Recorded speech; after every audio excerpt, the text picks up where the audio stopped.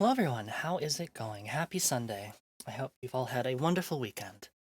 So, we're back with more Sable because I really like this game. And we'll keep playing it because there's lots to see. So I think we've uncovered about 50% of the map. So I think primarily what we'll be doing is trying to, this stream is getting the rest of the map uncovered. And also finally maybe accumulating enough badge points to finally get ourselves a profession mask. I don't really know if what happens if we choose the other masks for ourselves, but I'd like to at least grab a couple of them. Definitely the scavenger mask, the mechanist mask, maybe a machinist. I don't know why I keep saying mechanist. I guess Final Fantasy XIV brain. But yeah, plenty of options for us to choose from on this wide open journey. So, without any further ado, let's get started.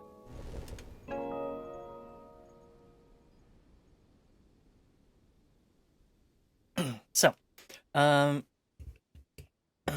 where were we again? We were last in the big city of Acretia. And we did actually have one thing to do. We were playing hide and seek with a couple of children. And I think I'd like to get that done. Just because I would kind of feel guilty about leaving them alone. Hey Kat, good to see you. Thanks for tuning in. We're gonna start the stream off with finding the rest of those children. I hope you have had a very good day.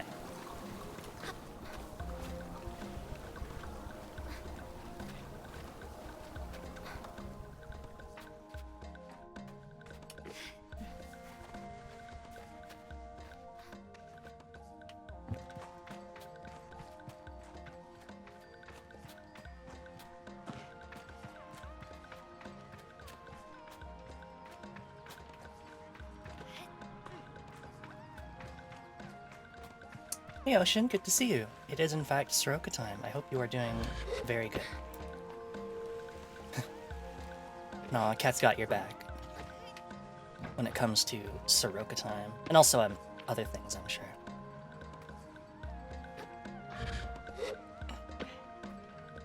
Alright, so we have 2 more children to find. Where the heck are they? I'm hoping they're not, like, outside the city limits. Good doing the doodles? I'm really glad. I always really appreciate looking at your doodles.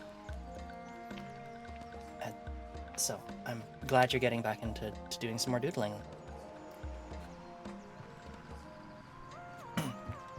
They're hiding pretty well. They are. It doesn't help that sometimes I can be extremely unobservant. But, I get the feeling these children are pretty good at hide and seek. I'm hoping they're not in the sewers. That would be bad for just about everybody involved, I think. Let's maybe try climbing up here. A new pen. Oh, cool. Is it like a fountain pen or like a ballpoint pen? I'm not like a huge expert on pens, but I did mess around with fountain pens a couple times. A couple people have given me fountain pens over the years, and I inevitably like spill them all over the place, but they're pretty fun to write with. Just because they give like a very different stroke than a ballpoint pen. Chunkier. Ooh, nice. So what's down here? Oh, this is the, I guess we could go check the merchant. Yeah, I'm kind of assuming they're not, like, up here, like on the rooftop, but oh, who's that? Much more reliable than the last one I was using. Oh, that's good. Oh, you found me. Are you sure you counted all the way to 100? Drop down on them like Batman. I mean, I am the Shade. You can carry on.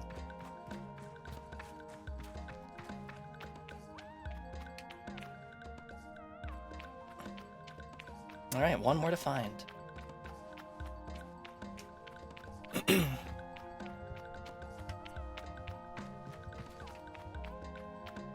Yeah, I think, like, I don't really get into it just because, like, I don't need yet another hobby, but, like, all the different kinds of pens that you can get with all the different, like, line widths and stuff is very cool.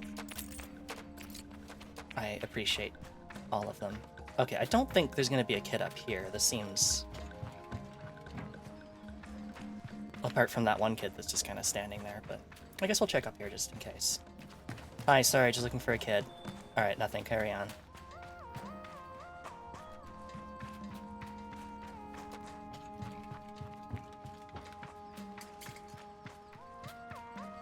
You know what? I am only just realizing that she actually...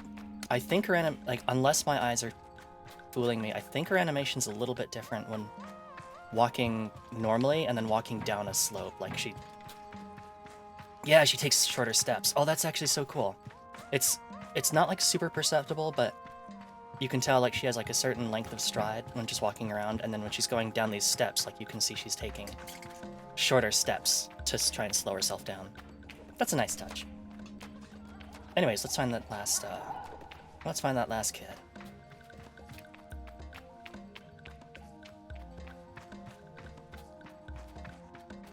It was a bit hard to see at first, just because, obviously, like, her, you know, like, she's animated at such a low frame rate when walking around. Is it? Oh. I thought this was a really good hiding spot. You're smart for a grown-up. I take the compliment. You found the others first? Yes! That means I win! It took me ages. How did you hide so well? I've been practicing for a long time. My mother asked me to do chores and I hid from her all afternoon. I'm hiding right now. Anyway, you're pretty fun for a grown-up, so you can have this badge. You'll need 3 of these, then you can wear the entertainer's mask. I thank them for the game and the badge and say goodbye. As I leave, I feel a small pang in my heart. I miss Saima and the rest of the clan. I wonder what she'd think of me taking up the entertainer's mask. Definitely know the feeling of making yourself scarce when there's stuff to do. Not that I did it all the time, but... You know. Look. Sometimes you just don't want to do chores. Alright, so I don't think we had any more quests to do in Kreisha. I wonder... where... Seven Sisters Station. Alright, let's get this over with. Let's go to the Thieving Magpie Well. My goodness, what an insensitive name. If they're bad talking kids, gotta make the kids smile to become an entertainer wholesome. That actually makes a lot of sense.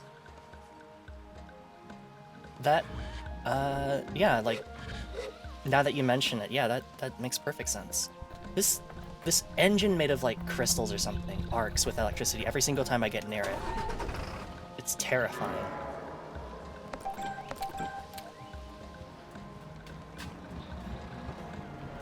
There's our deadly motorcycle light. The sucker call out well. Damn. What is this? Is this the well? The big spinner. This is such a cool spinner.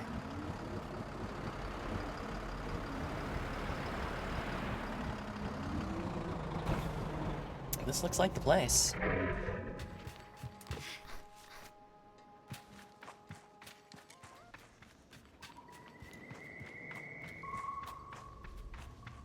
There's a hummingbird.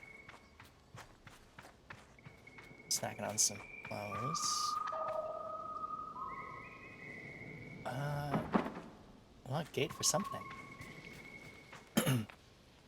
All right. Let's get started.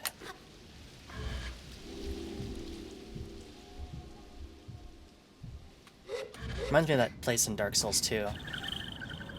In Majula, where there's just a giant hole in the town. Chum, egg.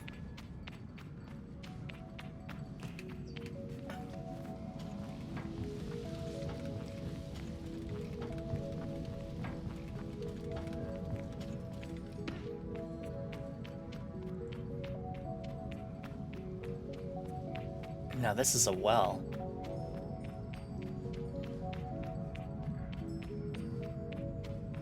I'm curious to know what, like, all these strata are for. Like, what would be... Like, apart from, like, architecturally appealing, like, what would be the point of having all these different strata? Did they maybe have to extend the well further down as they kept using it? In order to get at the depleting groundwater source? Floats to avoid the Souls game platforming. Oh my goodness. I'm very, very glad that this game doesn't have, like, any kind of fall damage or anything. It really is just a game about, like, adventuring and not really dealing with really any consequences. I think, like, the thing that we've dealt with the most consequences is just that one, solving that one crime, which means that we lose out on a machinist in the city. But I mean, there's other machinists around that we can always just talk to, so it's not that big of a deal. And so far, that's, like, the biggest consequence we've ever had to face.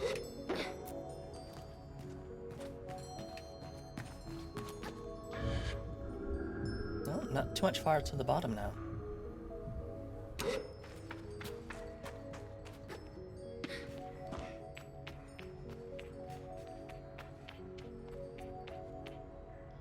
Another switch.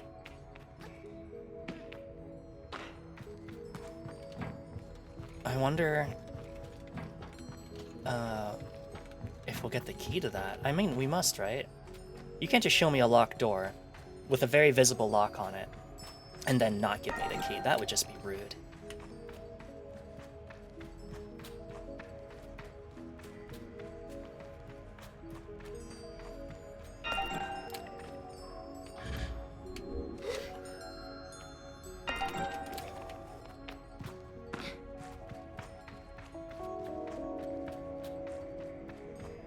Let's make sure to grab a couple butterflies before we go. 'Cause why not?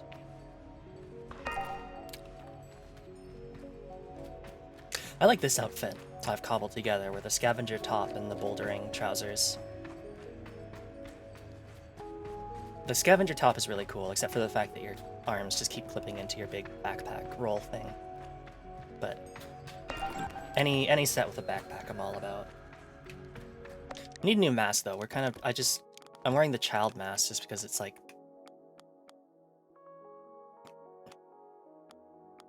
the one that we just haven't worn it in a while, but I think I'll stick with the Abexi mask. Tempting magpies. How dare they? I'm gonna have a stern word with those architects. Oh.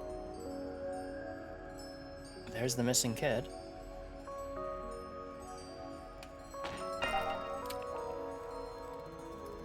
Ooh, dragonfly. Come here, you.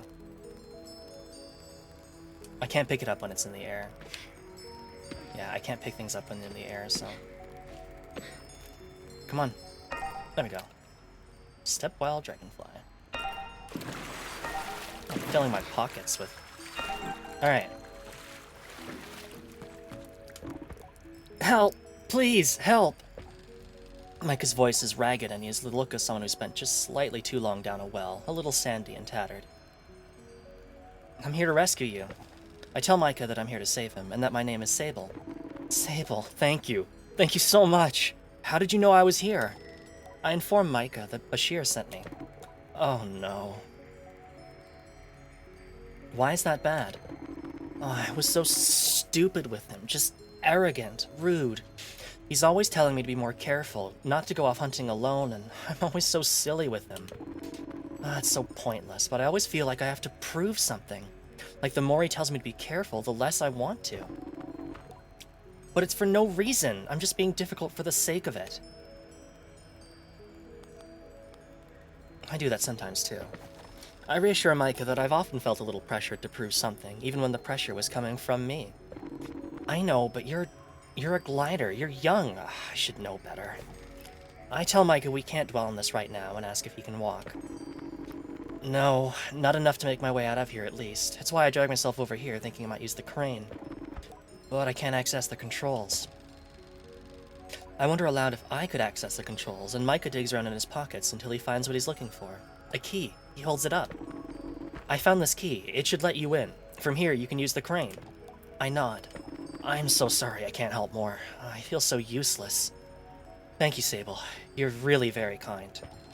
I tell him it's no matter and that he isn't useless, and then I take the key and go. It's the magpie key. Oh my god, it's my key. A key given to me by Micah to open doors in the thieving magpie well. At least he wasn't going to run out of water. Yeah. I mean, at least that was never going to be an issue for him. But, probably not great to be down here with probably at least an injured leg. Like, at least sprained or something, if not broken. How magpie? They had my key. I know! I must have dropped it at some point.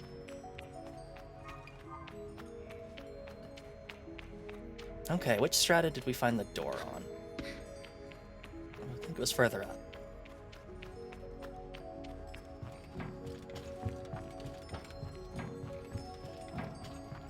This is it, right here, I think, actually. Where's the magpie mask when you need it? Oh my god. What would be the magpie mask? The scavenger mask?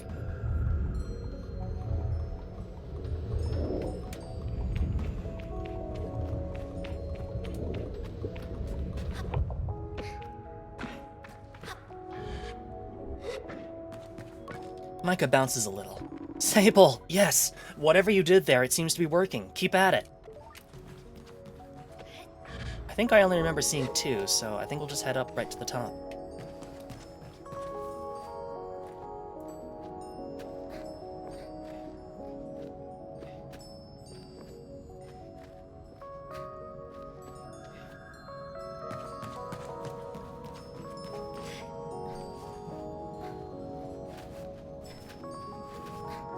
Aha! Why take the stairs out when I can make things infinitely more complicated for myself? I don't remember seeing a second control panel. Definitely nothing's like appearing, sticking out to me.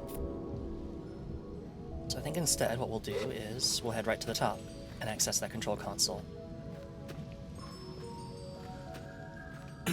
Decided for a Ahsoka magpie mask, I'll have to get your take after stream? Oh, absolutely. I'll have to think long and hard about that. Used for storage as the water level went down, and that's why there are layers. That could also be true, right? Because it would be somewhat climate controlled. Or at least, like, away from the hot sun, so it's entirely possible that you could keep things for longer down there.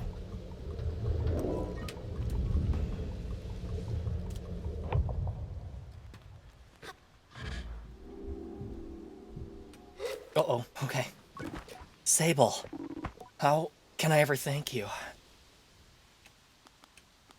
Go home and apologize to Bashir. I tell Micah that he needs to go home and apologize to Bashir for all the worry he's caused. Oh, I will. I'll be apologizing to Bashir for days. He deserves it. And I'll try not to worry him again, ever. But I do want to at least give you something. Micah hands me a climbing badge, and I take it gratefully. I'm gonna go back to Five Bells Camp. Should be fine. Walking's a little easier than climbing right now. You're my savior, Sable. If you ever decide to become a climber, you've got my endorsement. Take care, alright? I tell him I will, and we say a fond goodbye.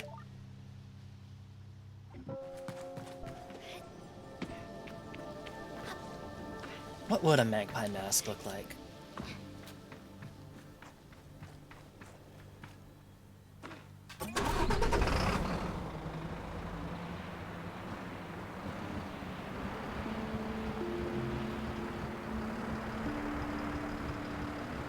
Is that 3 climber badges? No, 2, I believe. Badges. We have 1 beetle badge.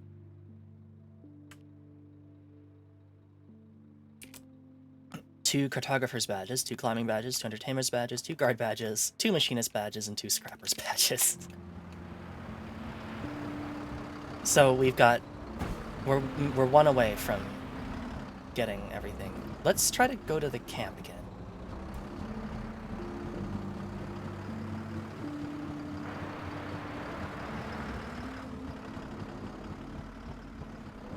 Almost went for nearly all my badges, yeah. We'll get some more. We still have, like, half the world to explore, so, you know.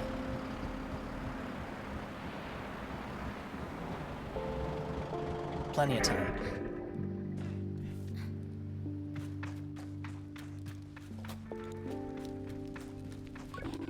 I can't thank you enough for your help there. Bashir looks ready to hug me. Thank you so much. I don't know what you said to him, but he said he's given up solo climbs unless they're very safe. I told Bashir I didn't say much to dissuade Micah. A bit of slippery moss did the work for me. He laughs and thanks me again. I'm really happy to have him home. Thank you. I wish Bashir and Micah the best and go on my way. Glider. I wish I was still on my gliding. Being a grown-up is terrible. Ain't that the truth? Tell me about this camp. We're just nomads passing through. The 5 bells is for those of us trying to avoid the hustle and bustle of Ekri over there. Just too many people, too much going on. I prefer to keep company with the crickets. See ya. I would like to trade to you. Ooh. New clothes. I wonder...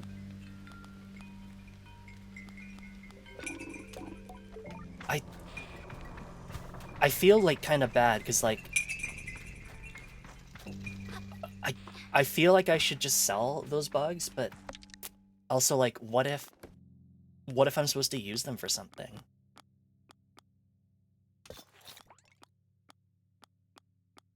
Which I don't think is true. Like, I really don't think there's actually anything I could use them for. That's pretty cool. I don't know that I want to wear shorts that short in the desert, but...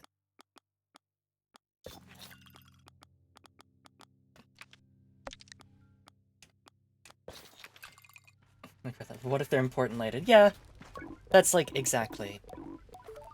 That's exactly my thought. That's what I do in games. I just hold on to things forever. What if they're useful later, I say? And that's why, like, in my first playthrough in Breath of the Wild, I had constant money problems because I never sold anything.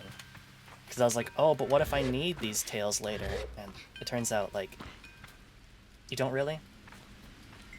I doubt you will run out. That's true. You know what? Let's just go ahead and sell some stuff.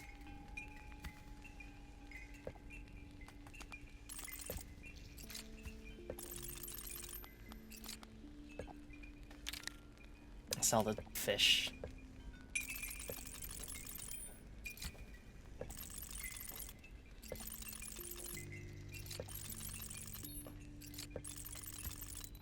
Oh, almost completely, like, emptied out his money. Thanks for just buying all this random garbage I had on me.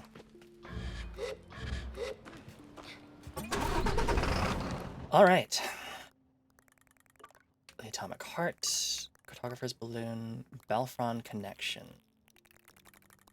So we did get the, the Who's a What's It here.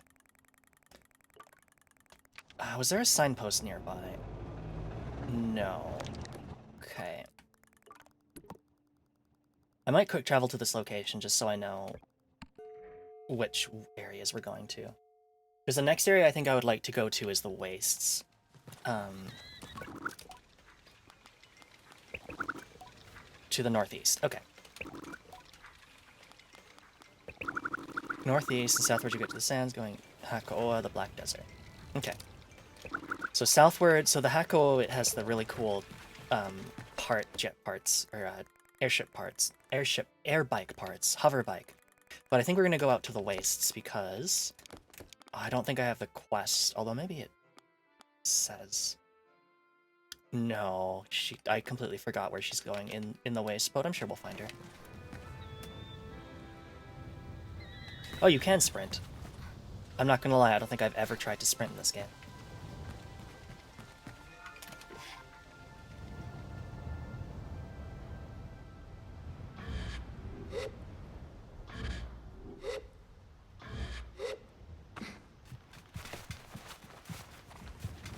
But, should probably start in.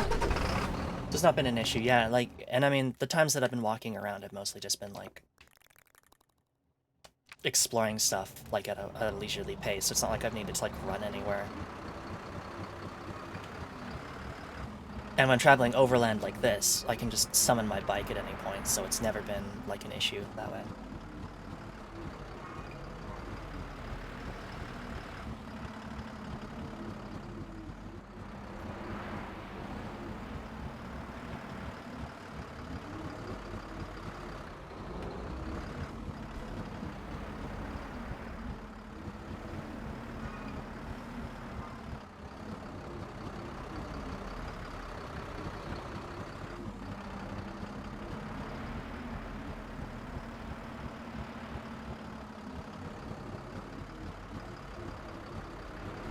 I like the ladders on the back of this wheel.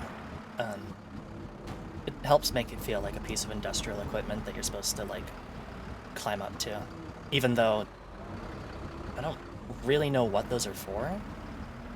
I guess maybe if I'd bought the rest of the pieces of that set, it would make a little bit more sense, but I didn't, because all we really need in life is a giant wheel. A giant scoop.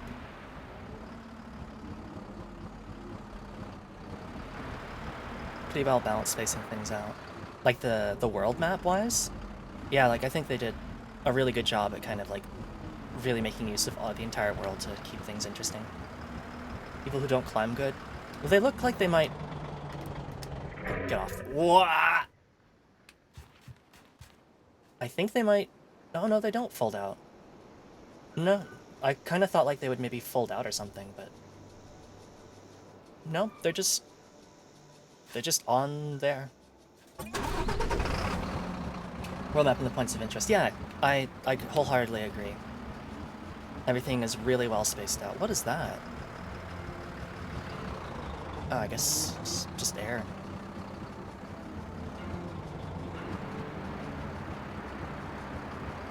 They look pretty attached. They do. I thought they might, like, fold out or something. Like, you could extend them when, like, the craft is stationary or something, so, like, you can put the ladders lower down or something, but it doesn't seem like it.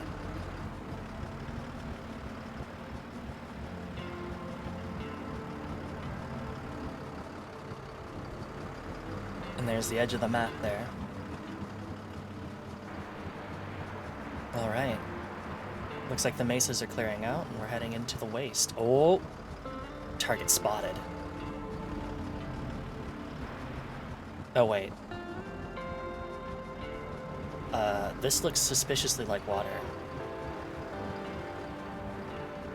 Oh, it's not. It's just like a salt flat or something. Can I pick these yellow flower or red flowers? What color are they? Nope.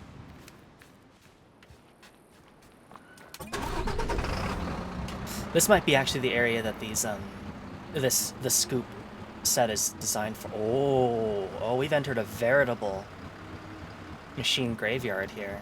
And also spooky things in the sky. I don't know what those are.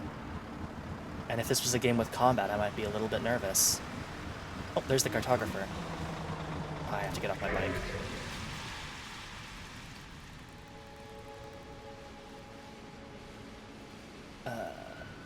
That'll do. Right at the right time, it did.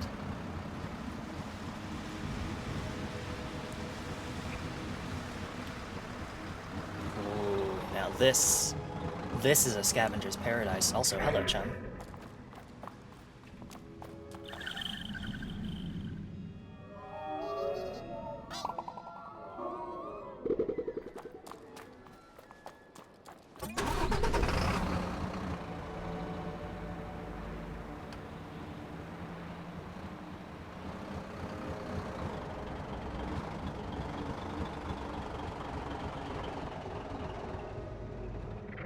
Alright, time to get started. Trellix Pillar.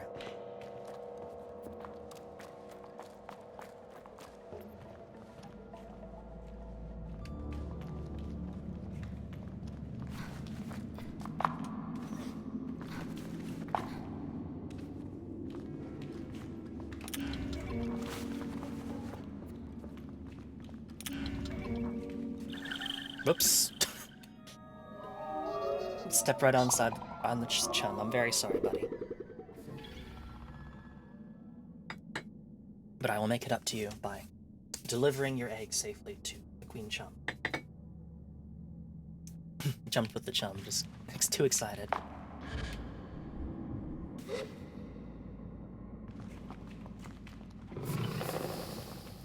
Volume warning.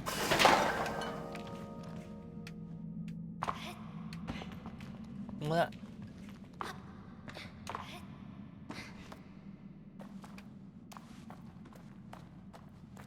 Unshrimping check? Yeah, I should remember to do that, thank you. Also, unshrimping check for yourself as well if you're doodling. Ow. I can remove that marker that I must have just passed over. What if I don't wanna? Well, I mean, then live with the bad posture. Okay, yeah, I was definitely shrimping hard because I can feel myself, like, my back is just kind of like all of a sudden sore from stretching out. Oops. God, for your vertebrae. I don't want back problems. Those are the worst.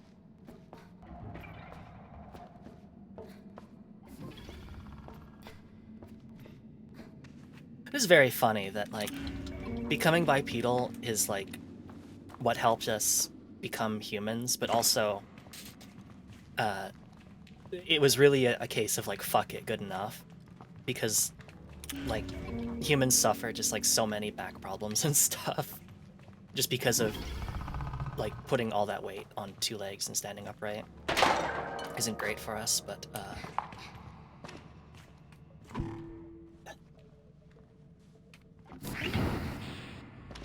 guess that's life. Where are we? Oh, okay, so now we're back in that central corridor. And feet problems, yeah. Yeah, feet and back problems are endemic, but that's why you gotta be careful. And that's why I've been trying to not go too late with streams, because otherwise I know, like, I'll just revert to shitty posture and play for like 4 hours. And that's not healthy. But I do it anyways. Can I get over that? Yes.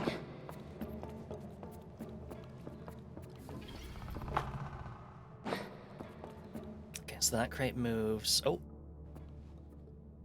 Okay, so I can get into there. So that crate moves that one, so we could get up onto that area. And that would let us get that second battery. Okay, let's do that real quick. And then we'll bring the battery back to get into that walkway. My backpacks can share brain cells. Yeah. That's a pretty good summary, alright. Can you... Sable, what are you climbing on? Sable!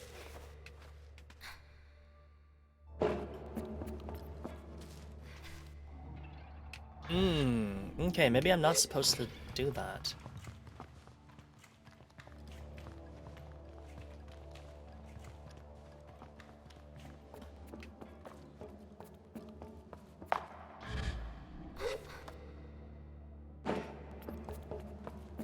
Okay, I think I got it.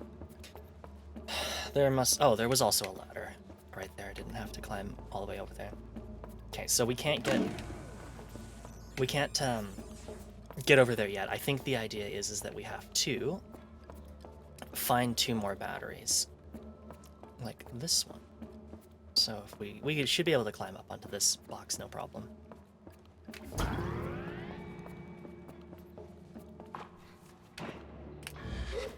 Maybe.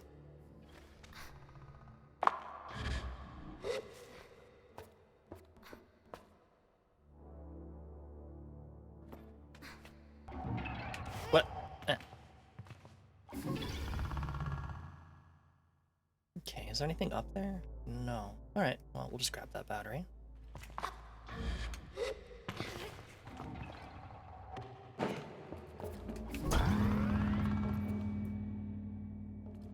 Okay, because once the battery is down here, we can't throw it overboard, and we wouldn't have any way to get it back, I don't think.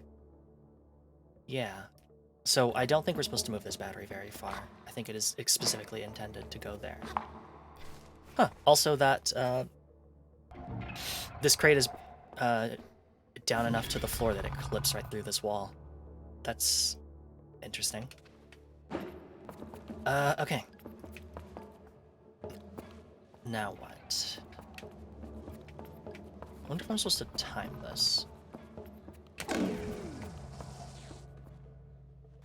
That'll do. Ignoring the safety railings. Yeah, it's climbing all over them.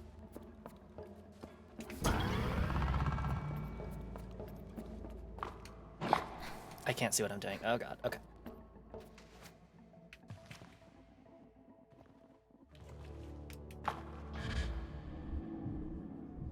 There we go. Yep, Sable, please. Alright, so now we'll get into that little crawl space. Oh, there's a treasure chest up there as well. Up in that corner. So that's what we'll use that one for.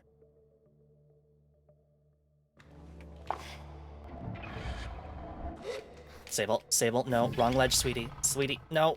Okay, we're good.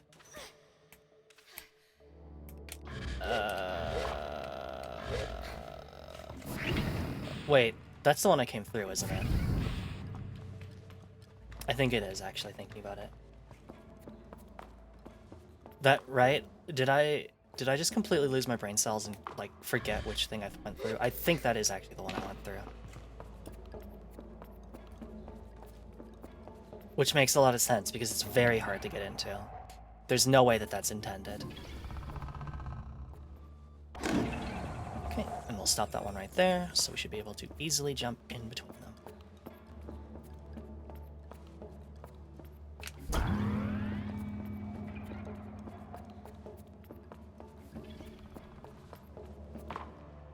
Oh, I think the intention is actually, instead of climbing up on this janky, like 1 pixel wide wall, I think you were supposed to bring them all the way over there to climb up on, but I didn't.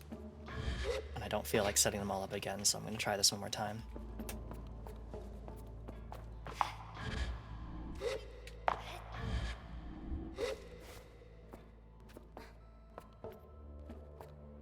There we go. Okay.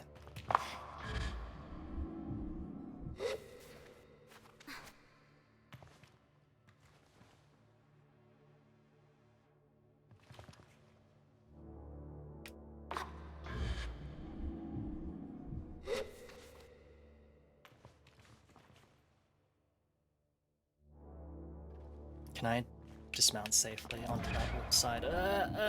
Sable. Okay. There we go. Now we just hold on.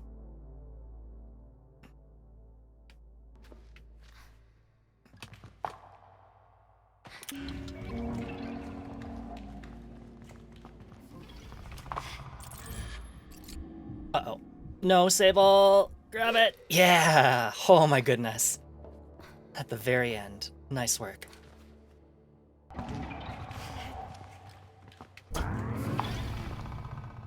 And that's Trellick's Pillar. Finished.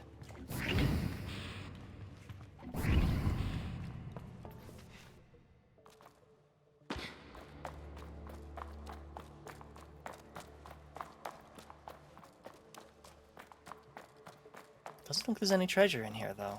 What a ripoff. I say hello to Saren. You have unread messages, Sable. Here are your unread messages.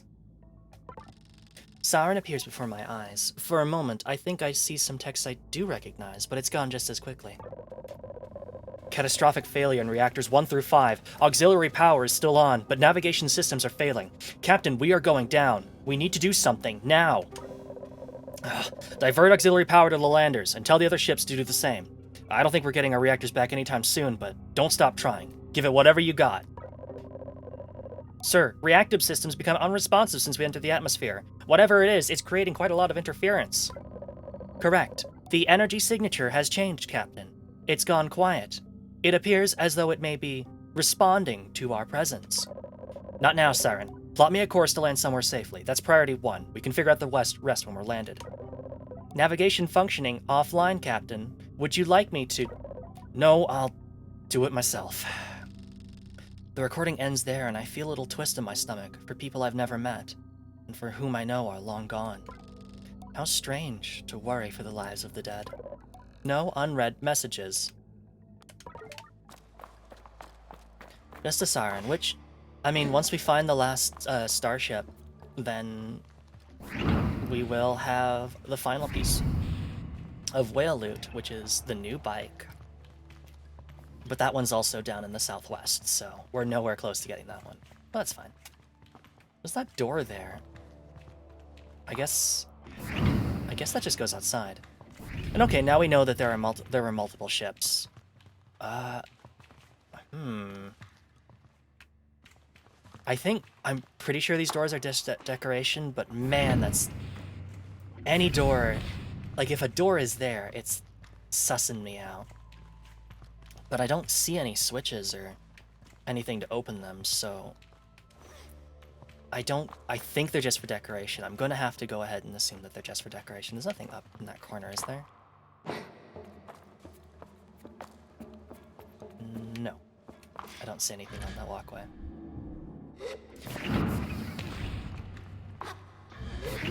Just a sus door. That is what I crawled through, isn't it? I feel like I'm going insane.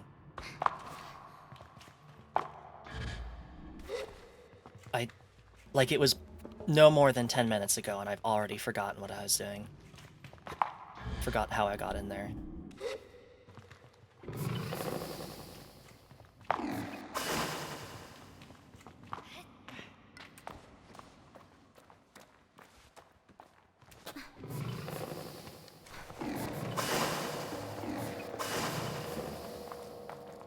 Okay, it is.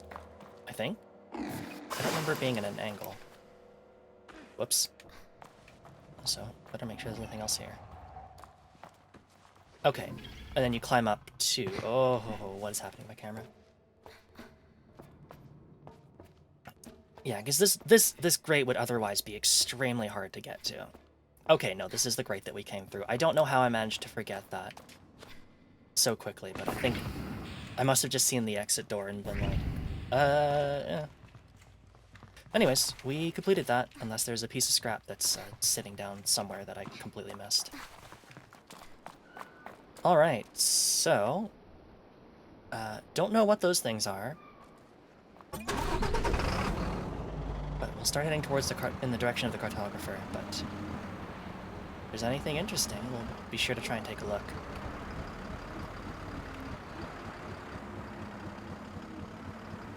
Yes, Cat, what's up?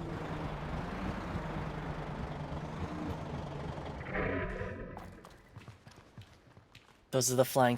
No! Okay, alright. Fish need to stay in their lane. I'm coming after you, flying fish.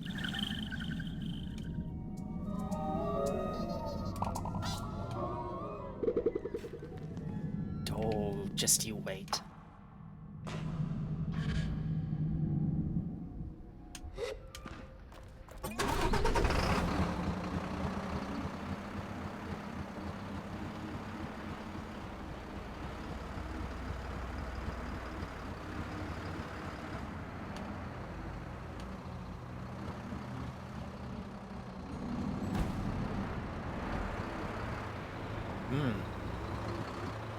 There's a lot of wreckage here. But it looks different from the other ships.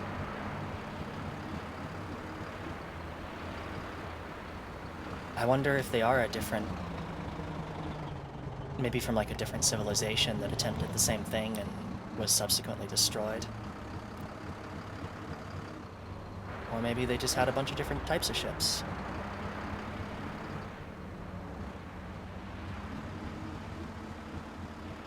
The magpie shakes fists at the sky. Damn.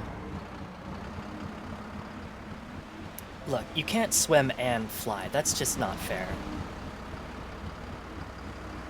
That's just not fair. That's too many things. Gee, fish. Why did nature let you swim and fly? Can't multi-class like that. Yeah. Not allowed. Unfair to the penguins. Exactly. My good friends, the penguins. Where's that cartographer? Apparently, I must be standing right on top of it then. Oh yeah, there it is. Okay.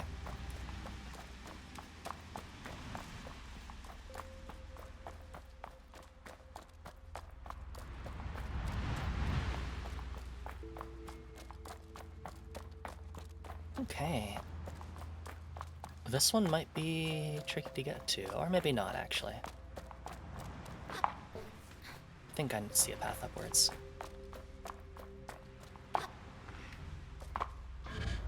You can swim when baby and fly when adult, but bugs are OP. That's true, and also, I mean, they do one or the other, right?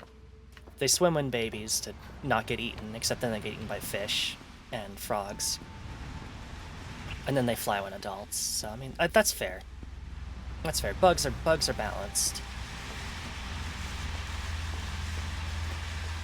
I'm not gonna lie, that sound is starting to make me a little nervous. What are those? Like, I know, like, nothing in this game can hurt me, but I'm still nervous. Like, there is just something about those things that I'm like, Big swarms of things, not a fan. Okay. Anything over that way? Just a bunch of crates, so... I think the thing to do would be just to jump for it and crawl into that hole. Almost cloud of starlings, something like... just kidding. Just kidding. Okay, turns out I can't climb this.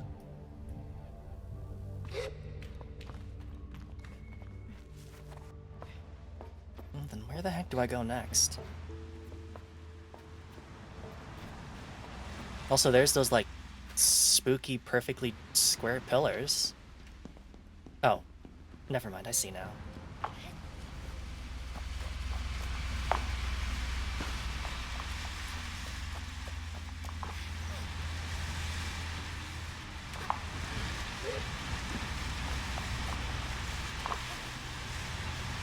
Oh, that sound is making me uncomfortable.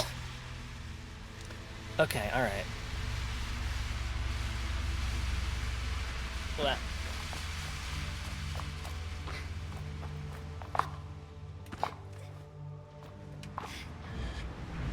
I don't think this is gonna work.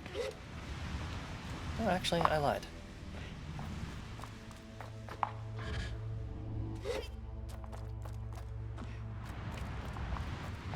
Okay, now what? There was a ladder here the entire time. Oh my god, I'm blind. But then where do I go next? Can't climb that. I guess I could try this. But where does that go? Doesn't really go anywhere.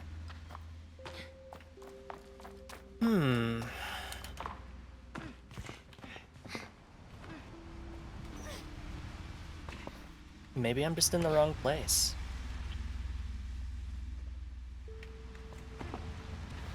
Unless, like, I'm missing a ladder again.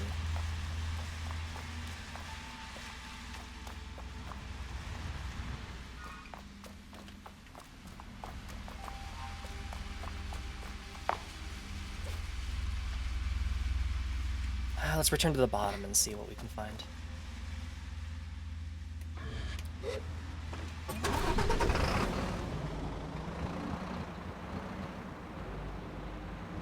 Can we scale the interior?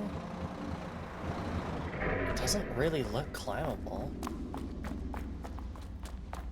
I assume, is this metal climbable? No. This metal's not climbable. This has been picked clean, yeah. I guess if the starship's, like, nice and opened up, then much easier to get at it. Okay, that's definitely where we have to go. But I'm having a hell of a time actually figuring out a path.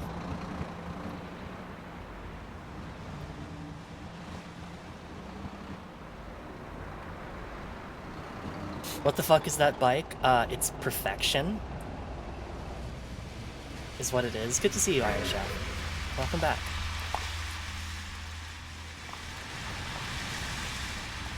We're just in ominous flying fish land.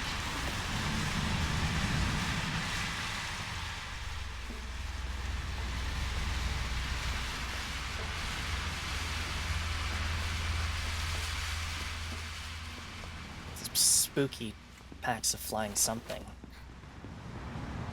I do not care for them. Yeah, definitely getting spooked by that. But, I mean, they haven't attacked me yet, so... I should probably just chill, but... Very spooky ambiance here.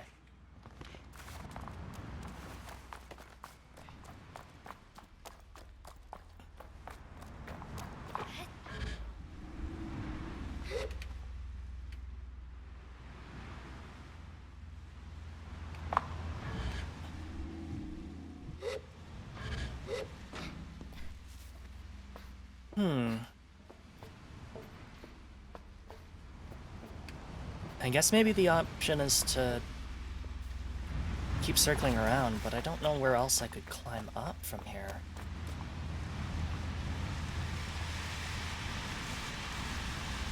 I guess maybe the thing to do is to go this way.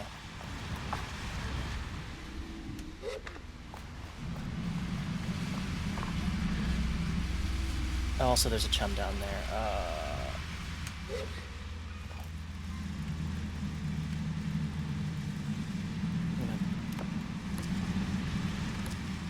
Maybe I'll remember there's a chum down there, who knows.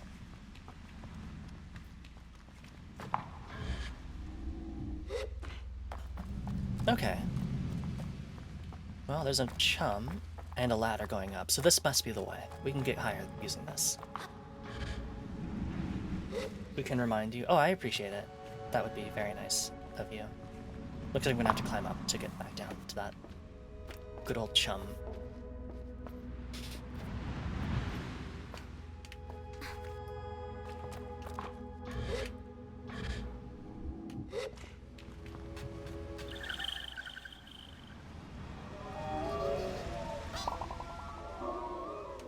Thank you kindly.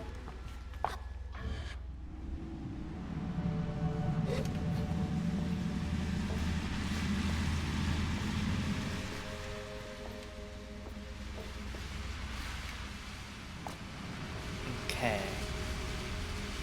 Where to now?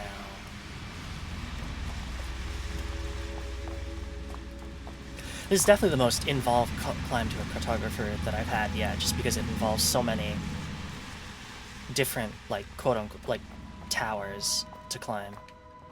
Instead of just, like, one rock pillar, I just had to kind of find a way up. But I think we're good. I think we're getting it now. Oh, yeah. We're doing it.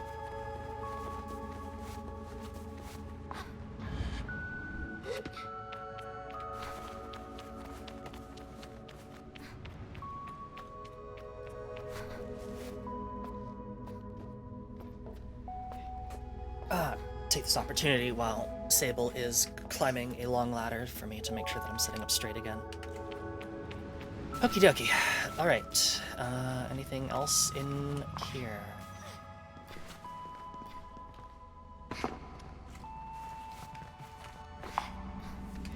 I keep thinking I'll find scrap here, but I think, like Kat said, it's completely picked clean. Oh, I'm climbing the wrong side again.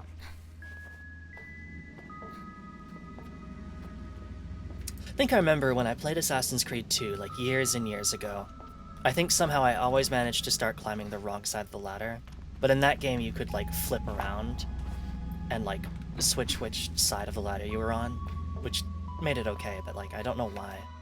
It always seemed to manage that I managed to grab the wrong side. Already scavenged by other magpies, damn. It's too slow.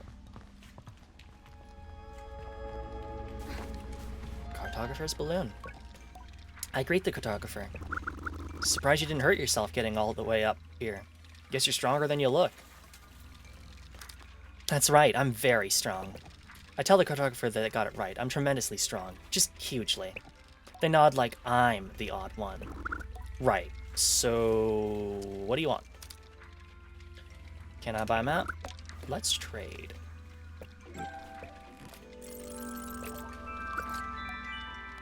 Anything nearby worth a look? They answer me with a measurable amount of exasperation, practically snorting into their response. Well, you're in the middle of the shipyard, if that wasn't obvious. There are geyser rocks nearby, just don't get too close. The salt pools to the northeast are home to some decent folk. Go visit them if you like. Northeast, okay. Not much around, why it's called the Waste. Head west to Red Sea or southeast to Sand Sea. Alright. Time for Chum. Just have to remember where Chum was. This way, I think, yeah.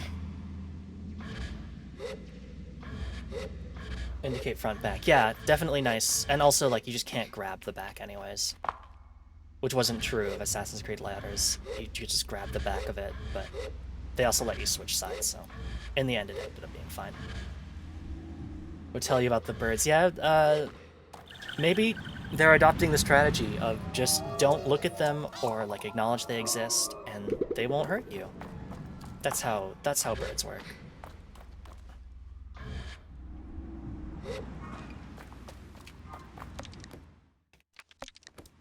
We have enough things to do a cartographer's mask by the by, so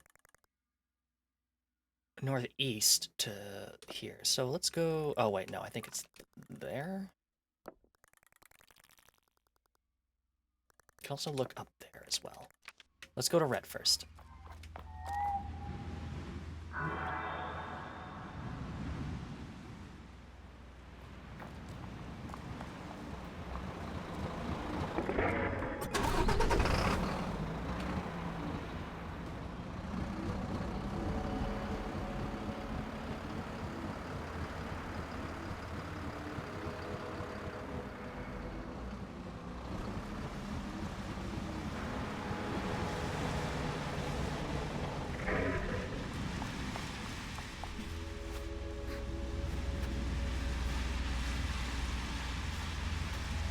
Okay, this climb looks doable.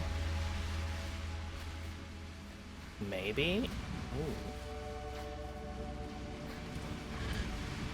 Ooh. No, but we can always dismount and go over here. Definitely have to remember to go back to the Chum Queen and deliver more eggs. Oh wait, can I climb this? Oh, I can, okay. For whatever reason, I thought the white strips indicated places I could climb, and everything else was, like, impassable, because I guess I was just too video game brained, but you can climb any part of this rock, it looks like.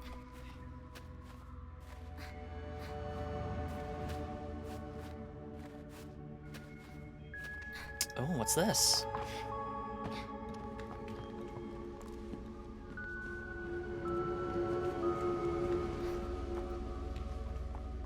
There's something over there.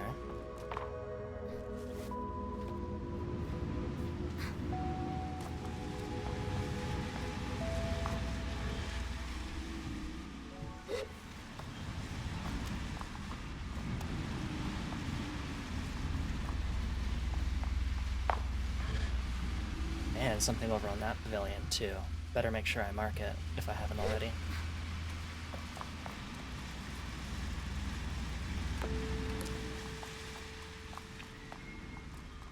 These salt pillars are so fun. They're really cool looking.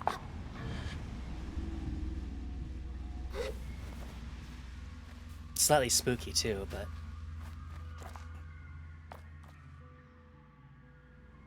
maybe that's because this whole area is just kind of a little unnerving. Oh. Archers out front, aiming inwards towards the cave. That's always a good sign. Oh, there's someone in there. Ooh. Oh.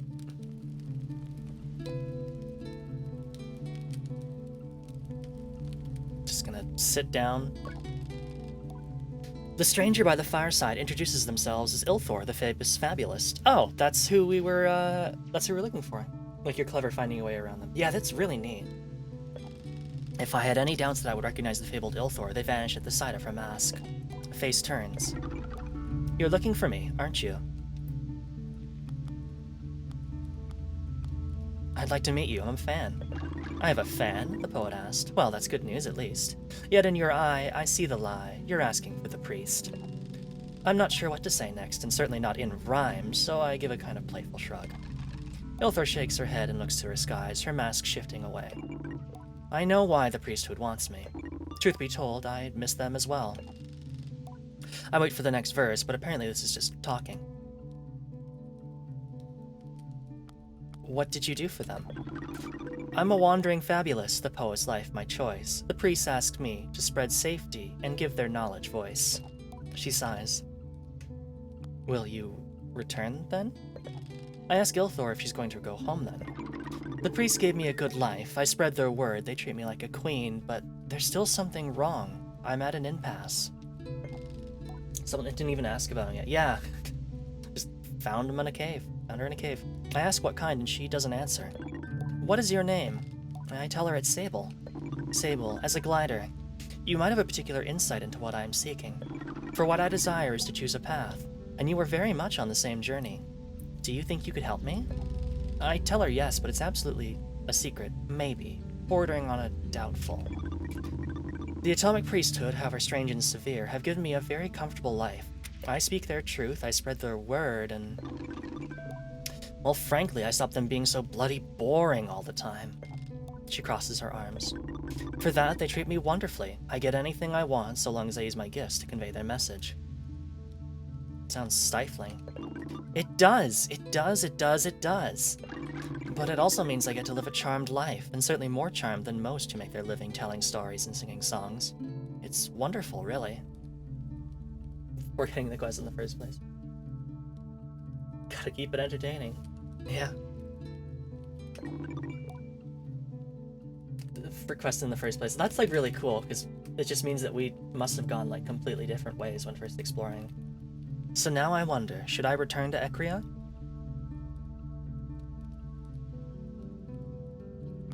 No. Ilthor dismisses me again. No, no, no, it isn't that easy, Sable, don't you see? I spent these weeks wandering the vastness of the desert, traveling through towns and encampments, through ruins and wonders, asking myself questions. And I've narrowed it down to the three most significant questions, for which I have no answers. Perhaps if you can help me. I tell her yes, sure, of course, please. Thank you, you have a glider's wisdom. Ilthor draws me closer, and I look deep into the eyes of her mask. Sable, glider, what is the value of art? Is it spreading truth, or is it spreading joy? It's quite a start. I tell her the value of art is...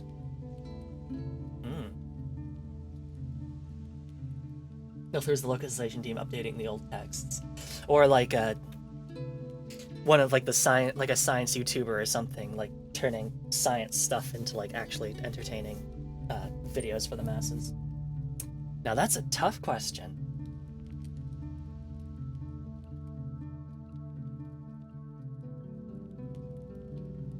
Because they're both right. I mean...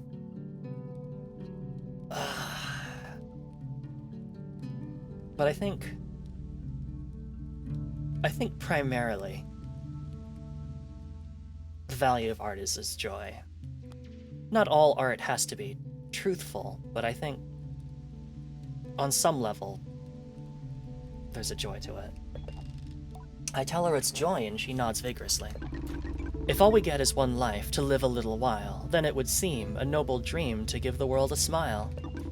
Fascinating, Sable. Really helpful. Was it? Next question. When you are faced with a challenge, how do you approach it? Do you value caution or safety? Well, what I'm definitely not going to say is that I thought they were much the same thing. Instead...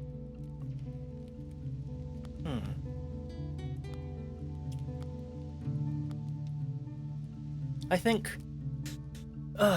if I had to say, I think safety is doing the least amount of risk. Caution is knowing what causes the risk and being prepared for it. Whereas like safety is like, if given the two choices, like to climb up either like the risky short way or the quick, caution is calculated risk, yeah. Where it's like, do you climb up the risky long or risky short way, or do you climb up the long the long, safe way. And I think that safety would be choosing the long way, but caution would be observing the short way and figuring out how best to do it. Which seems fair to me. That seems like a fair choice, but maybe I'm just bullshitting. I tell her I think caution is more important than safety. Caution? Interesting. And you didn't even have to think.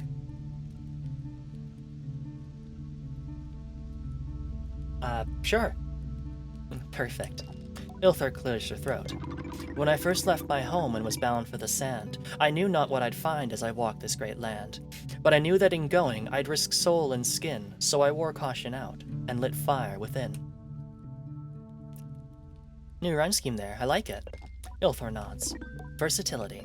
You've been so helpful, Sable. Thank you. The last question is probably an easy one for you, still in your gliding. Why do we explore? What drives us? Are we seeking our purpose, or are we indulging in our freedom? To be fair to Ilthor, this one gives me pause. It's danced around my thoughts now and again, but not in so many words. I wonder, is my purpose as a glider to see all places, or is it to find my place? I think on it and offer an answer. The purpose of such exploration is...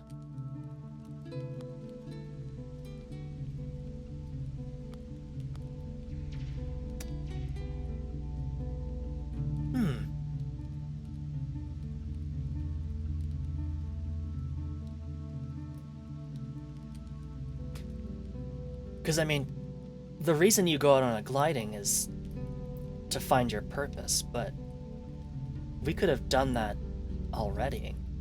Instead, we're engaging in the freedom to go where we want and see what we want to see. So, I think it's a bit of both, but I think we're gonna do this for our freedom.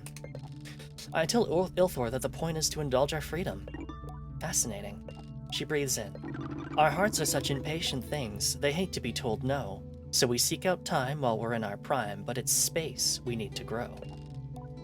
Ilthor pauses after this last. I hear the wind blow past, and then suddenly she claps. Well, that settles it. I think I've made up my mind, but I'll need another night or so to think on it. I ask Ilthor if she's going back to Ekria or not, and she laughs. I find myself liking her laugh quite a lot. I'll find out tomorrow. Thank you, Sable, for listening. You've been a very generous collaborator today, and I feel quite refreshed. Take this badge, a token of your contribution. She sits up straight. A glider named Sable, the fabulous Ilthor, shared something today on the sands. I put faith in her judgment, I'll trust in her brain, and my fate in her capable hands. Ilthor bows, and I must admit, I feel quite nice having heard that. Thank you, Sable. I know we'll meet again. I wish Ilthor the best and then tell her goodbye. I don't know if I helped, but I gave it a try. Oh no, she's got me doing it.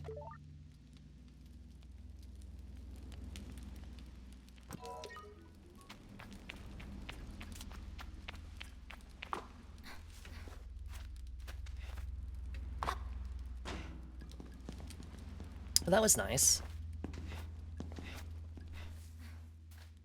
Infected by the rhythm. Look. You just have to start trying sometimes. You hear that many rhymes, it's only natural in time to try it yourself. I don't think I can get out that way.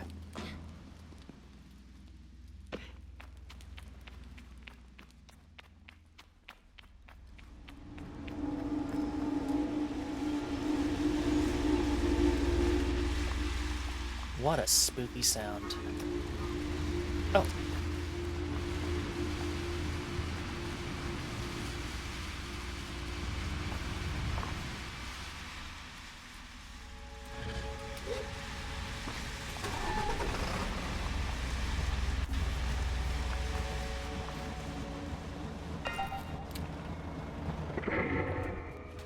Is that? Oh, the plant pops out. Or hides when I'm too close. Neat.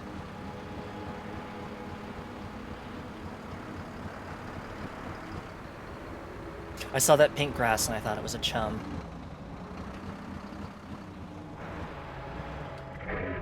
This game has trained me to see pink and activate my neurons. But then it goes and puts grass that looks pink too, so that's not fair. Can't do that. Alright, so what the heck is up here? Chumless. Chumless? Wait, hold on. If I'm gonna do this, I need to, like, actually get to VTube Studio. Chumless?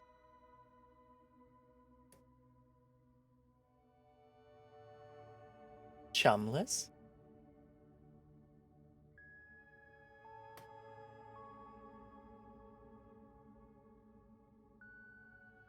Perfect. Now, what the heck is this?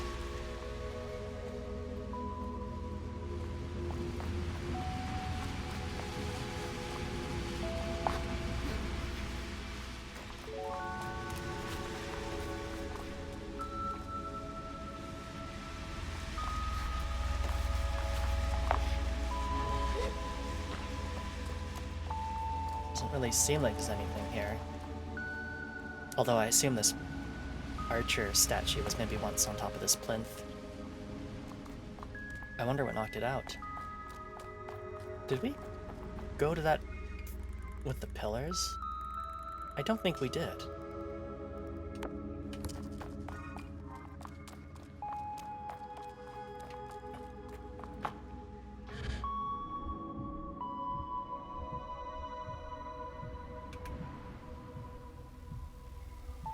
The fact that the bitchless, or the no bitches, meme came out like right at the same time of Elden Ring was like just the absolute most perfect storm. Considering it, like in Elden Ring, like very soon, like right after you start the game, they're like, you have no bitches. They don't exactly use that exact word, but you know, the feeling's there. I don't know that I can climb up this wall. Is there another way up? Oh yeah, this looks a little bit more doable. Maidenless meme was a perfect storm. It really was.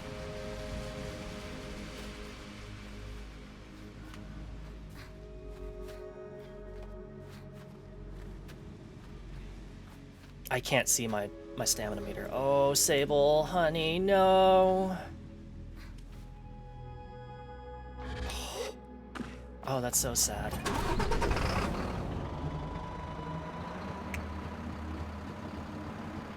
We're gonna need to go back to the chum and get a little bit more stamina. We can go up here, though. This should be more than doable. Unless I smack myself into the rock.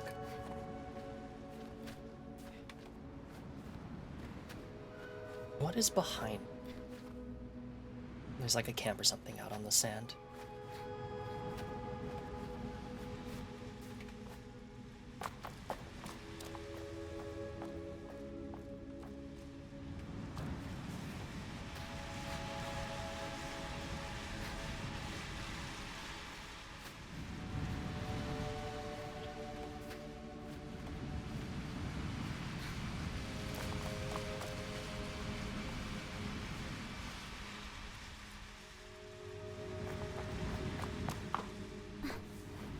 I wonder what those little structures are. My first thought comes to like these would be like maybe grave markers or something. But I don't know about that actually. I think that one's too far to glide. It looks like there's something up there, but oh wait. Oh, there was a way up there. Oops. That's what I get for not looking around the entire place. Let's quickly check over here. Just in case there's a little chum hiding behind this wall or something. And then we'll go back and try to climb that again. Also, thank you for the clip, Ocean. I forgot to thank you earlier. No, okay.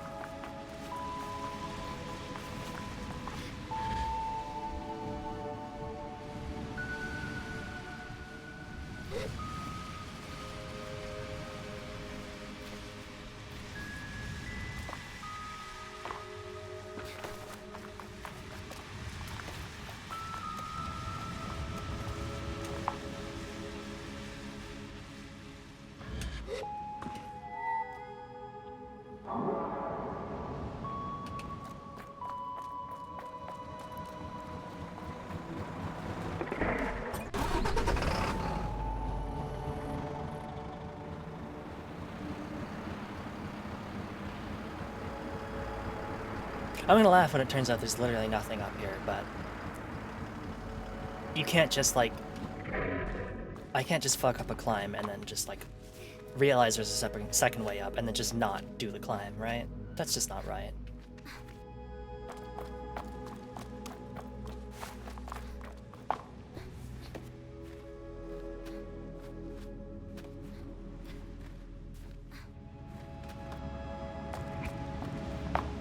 Doing it for the experience of it. Yeah, exactly. I mean, if there was ever something to do the experience, like, now is the time to do things for the experience. When we're on our gliding. When we have the magical glider bubble. Because apparently, I'm not exactly sure how it works, but apparently, like, you don't get to keep that when you get older. For some reason, it, like, doesn't,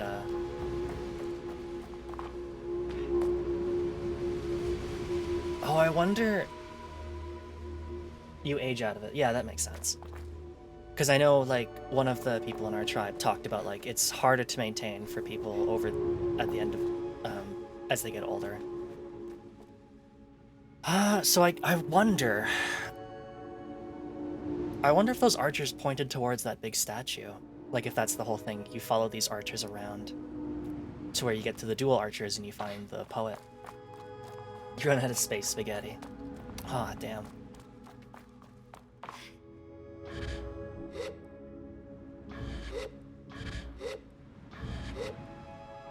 Actually, like, aging out of space spaghetti reminds me that I don't think I ate it super often, but I remember, like, seeing it in the supermarket. You could get, like, colorful pastas made of, like, different colors, and then they'd be, like, dino-shaped or whatever. Basically the same as, like, dino chicken nuggies, just, like, fun things to get kids to eat food.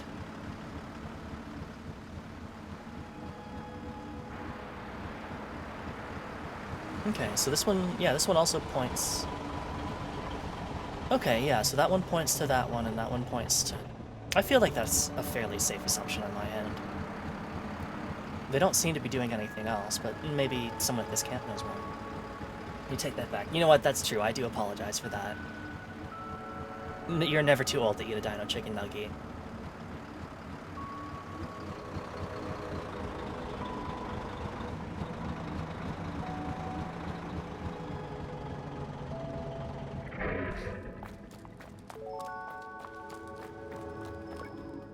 Welcome to the Waste Glider.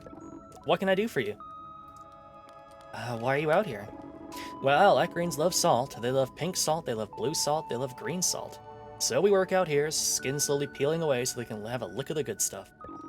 Waste is a tough place to be, but it pays well, and that's quiet. And it's quiet. There aren't many places like this in Medine, that's for sure. What can I do for you? Can I have some salt?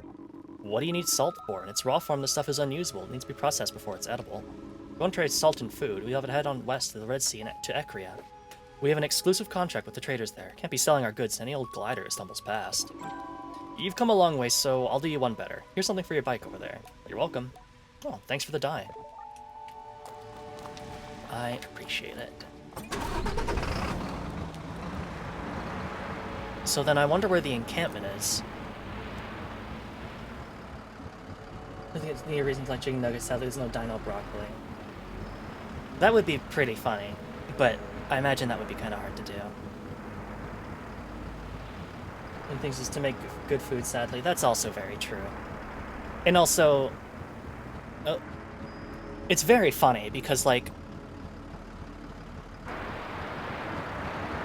I think I always remember, like, what the hell is that? There's like all the kids shows were like, oh, ooh, broccoli, oh, ooh, like, spinach or something. And so, like, I didn't really eat spinach until, like, I think in my 20s. Just because, like, I'd always, like, associated, like, oh no, it's bad flavor. And it turns out it's fine. Like, it's not my, like, favorite thing in the world, but it's fine to eat. I'm not going to, like, die doing that. Oh my goodness, okay, this is gonna be a hell of a climb.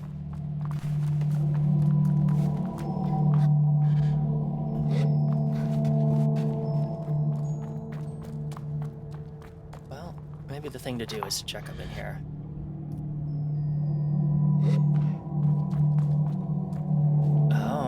So you can grab them, but you can't do it if they're closed, so there must be some way to get a hold of them.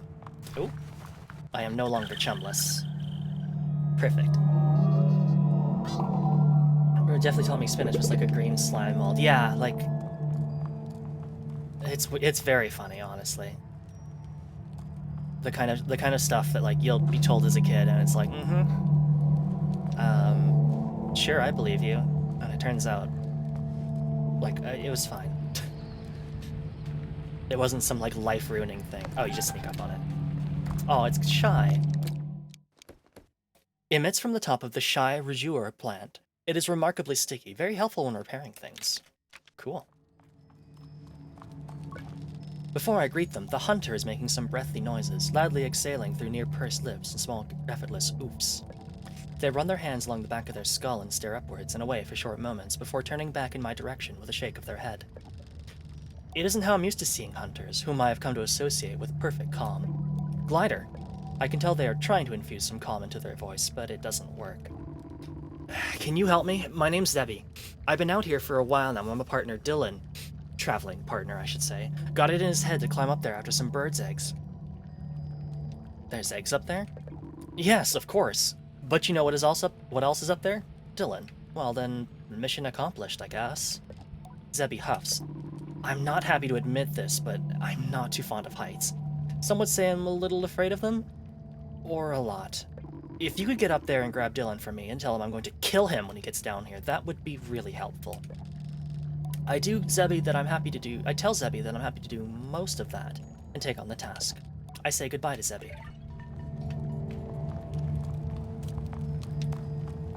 No homo, said the partner. The hunter, yeah. Don't know what that's all about. Oh, I guess this must be the front entrance. And there's another one of those glowy things. Oh, and the rings are nearby, too. Yeah, definitely gonna have to drive through all those rings and see if that does anything.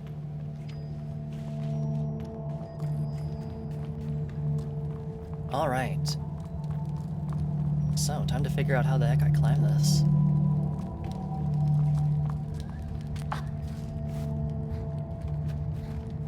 Sable, please just move on to the next wall. Thank you.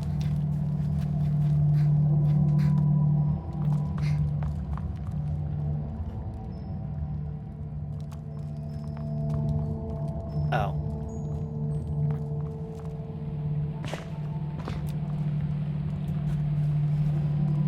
Nope. Oh my god, how do I manage to miss? Like, I know I decided to do like a weird tricky climb, but I don't know how I managed to miss the obvious way up, like, every single time. A lot out there. Yeah, there's a lot of stuff. Wait, is this a geyser? I don't know that I should be, like, standing on top of boiling water, but... Does this do anything?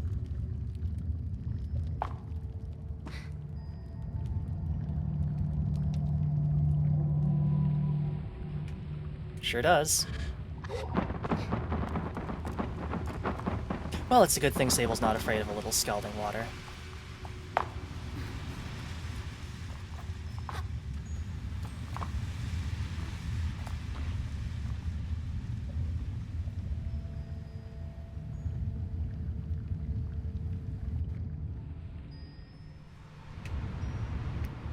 Oh my god, where am I?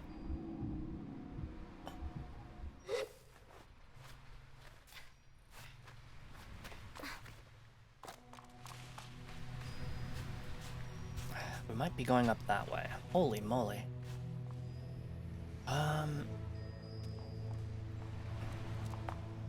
Big towers. Oh, what's up there? There's something moving up there. I think we'll do this one first, and then we'll go back for that other one. Other tower, and figure out what the heck that is, because that's... I don't think that's Dylan. Could be, though. But let's see what's up here first.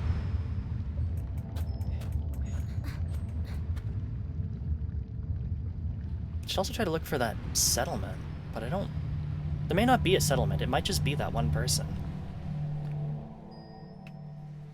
Bad news. I don't see Dylan up here. Oh, there's Dylan with the fire. Oh, but what do I want to try and get to that thing? Whatever that giant thing is over there. Am I gonna regret this? Hi there. I'll just, I'll leave you to it.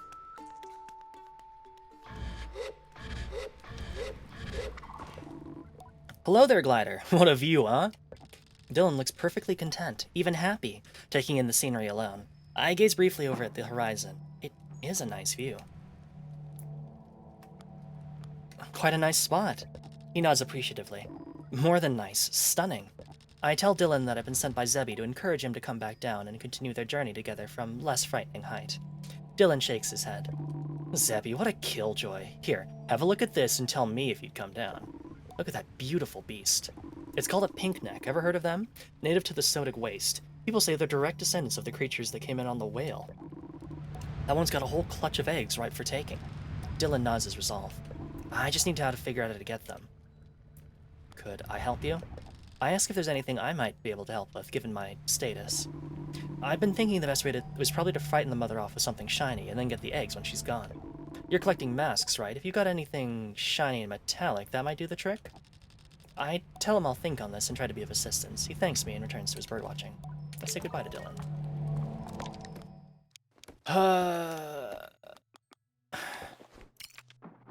Huh? Would a bird be scared of a fishbowl?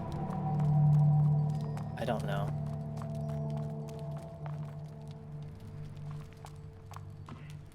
Guess I could just, like, climb back up there. And try a bunch of different masks. I think you're the expert. You know, that's true. If you could... I mean, if there is a mask with a representation of the deep, dark ocean abyss, that would do it. I mean, honestly, like, this mask with all the eyes on it would probably be pretty freaking scary. But might as well just rotate through the limited number of masks that we have and see if any of them do the trick.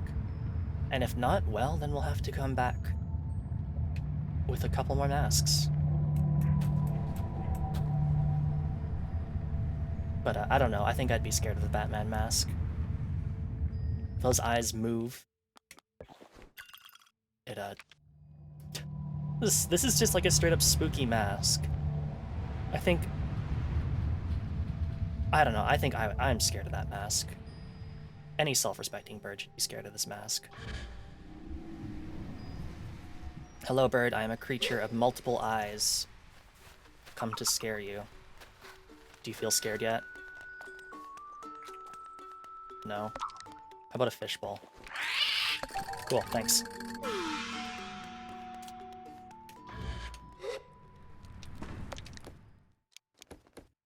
Well, that worked. I try not to look too tired as I hand the eggs over to Dylan, who seems positively delighted. Would you look at that? Hate to admit it, but you might be a better climber than me. At least a better bird scarer. Oh, trust me, I'm my own worst enemy. At scaring myself. Birds tremble before me. I suppose I should get back to Zebby. But before I do, you deserve this. That's like no climb I've ever seen. Certainly not by an amateur. Dylan climbs me a climbing badge, and I thank him for it. See you around, Glider, and thanks. I say goodbye to Dylan.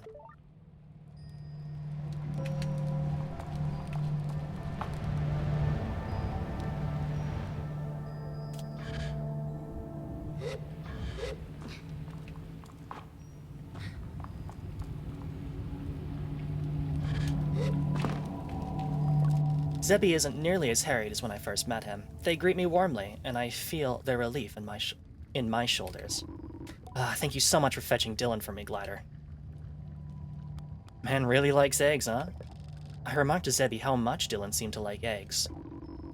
Well, just so you know, the adventure's not exactly over. You see, Dylan's not planning on eating those eggs, I hope you know. He's quite keen on birds, and, well, it seems at the end of all this, he and I are going to end up with chirpy little triplets. Maybe we'll name one after you. I tell Zebby I think I'd like that, and give a congratulatory farewell. I say goodbye to Zebby. Ahoy there! We meet again on less treacherous ground. Dylan seems in good spirits now that the daredevil inside has been satisfied. Maybe I'll catch you at another high point, huh? I say goodbye to Dylan. Timers love me, birds fear me. Oh my goodness, now that's a hat.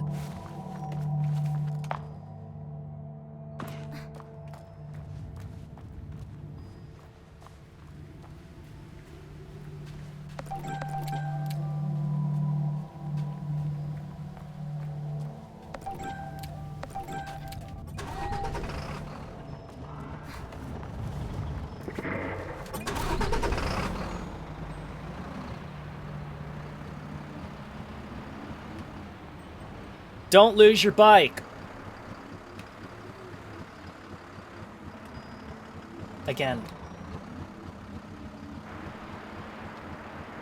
Why? I'm riding the bike. If there is ever a time not to tell me I've lost my bike, it's when I am currently riding it. Don't lose your bike. Anxiety issues again. I mean, I kind of understand. I do spend an awful lot of time climbing and gliding around, but I mean, I drive the bike lots, so you know, I gotta glide and I gotta drive sometimes. It's a bit of both, really. Oh.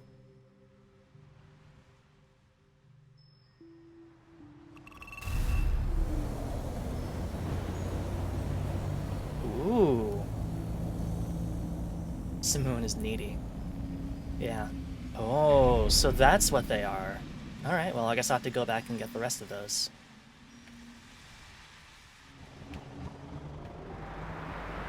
Achievement unlocked, thread the needle. Like a mortar and pestle, yeah. You know what, if I did not expect the bottom to come up to meet the top. If anything, I expected the top to come and meet the bottom.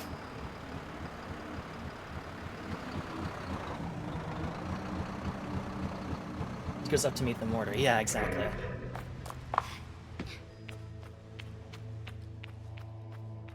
Ooh, spooky. We're gonna go see if there's anything on the top first, considering one time we found a chum up there.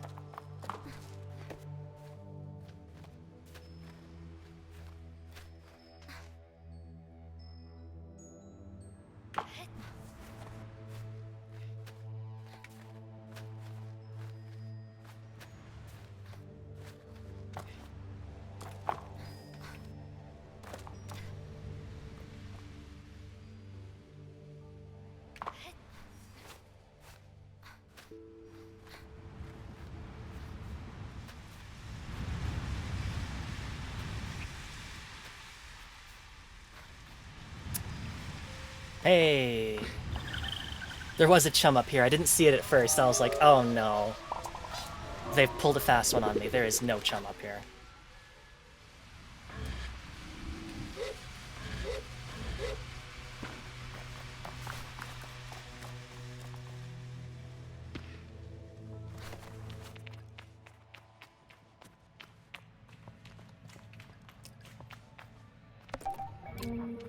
A Karak ring artifact.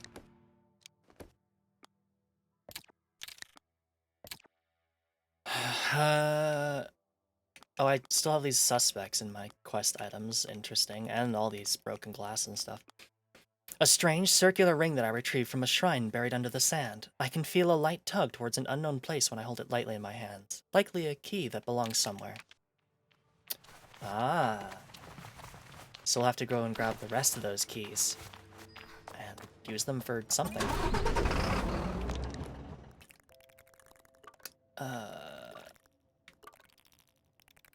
Did I go up to yellow? I don't know that I did. I'm gonna leave that there, but I wanna... Oh, we're, like, almost out of the wastes, which means I'm absolutely missed.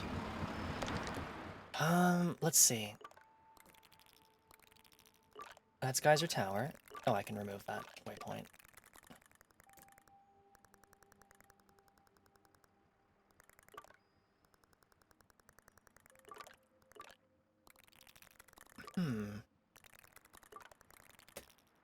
I guess we'll check the yellow. That's almost certainly just one of the climbing spots, right? I wonder where the guard is. I'm not gonna lie, I forgot to actually ask. I forgot to double check and memorize where she would be. You get relic bike parts? That is entirely possible. That would actually make a lot of sense.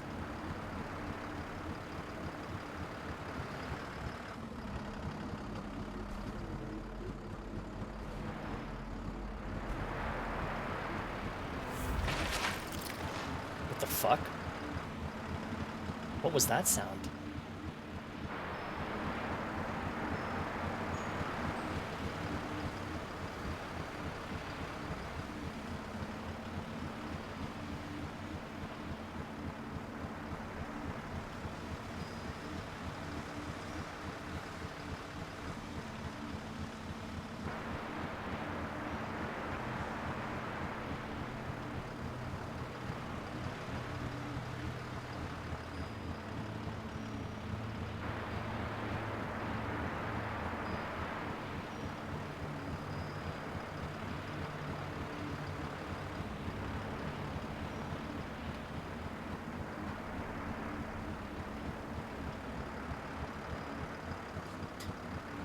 Right, yeah, we found... Sorry, I was just thinking to myself. We found the ship part in the waste, so the only one we have left to do is go to Hakoa. So that's cool. Also probably should make sure that I don't drive right into one of these extremely thorny-looking cactuses. Cacti. Okay, so... What I want to do is... head back towards the chum lair. Actually... No, what I'll do is I'll head back towards Burnt Oak Station first. And then head down to the chum lair, redeem those chums, and finally make our way down to Hakooka.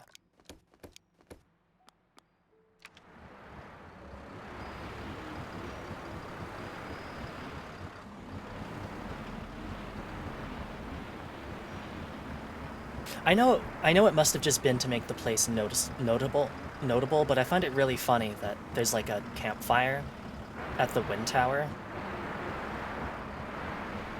Just for like, who put that there? Maybe we would have learned if the machinist had actually given us the quest to go fix it. But she didn't, because that was like the first thing I saw. I was like, oh, I see a campfire near this like very notable set of rocks. I bet that's where the settlement is. And then I went there and fixed a problem without even realizing I was supposed to fix it. Funny how that works.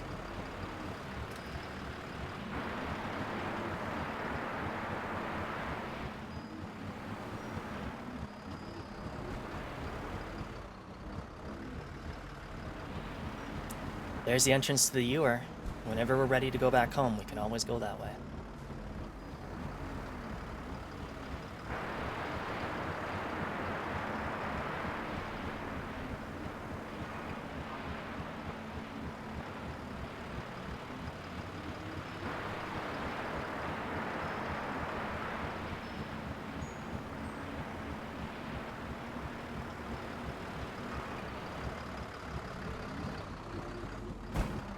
Remask is the mask lady now. Yeah, that's actually why I'm returning there, and also maybe to see if there's any bike parts to buy. Well, there won't be any more bike parts to buy, but maybe we can customize the bike to go as fast as possible. I would definitely appreciate that.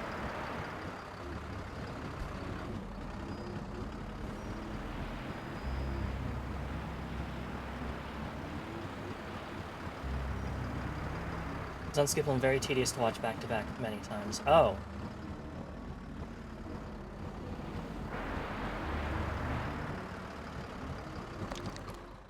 Well, we'll do 3, and then we'll probably wait until we've got more of them, but 3 is probably like a decent amount to make at once. We probably won't be getting more for a little while.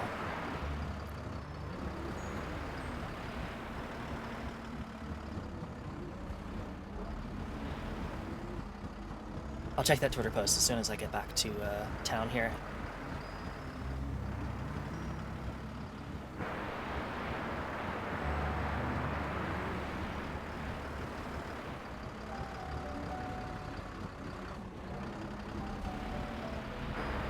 Just had to doodle it all.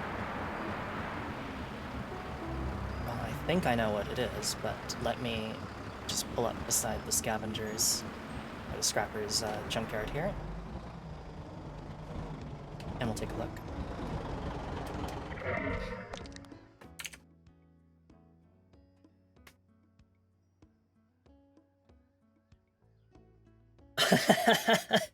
Oh, that's so fantastic.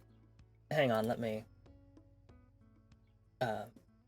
put this on OBS here.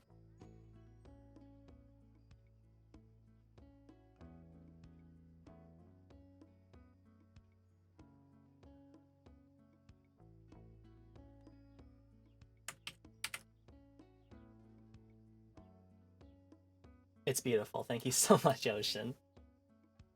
Oh my goodness. Oh, thank you so much. I really appreciate it. Remove browser source. Here.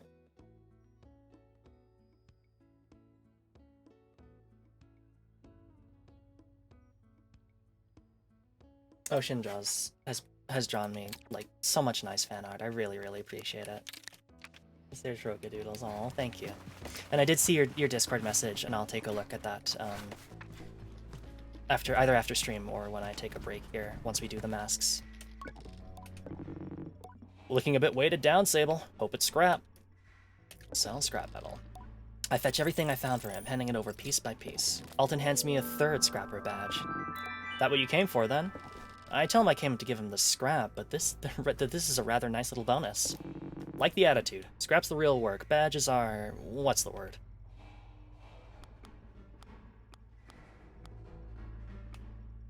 Nice to have?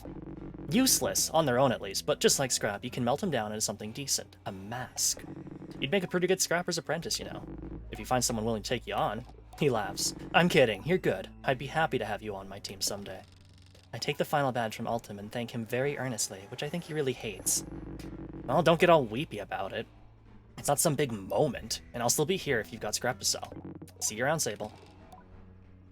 See, but I think weight it down is an interesting way to put it in.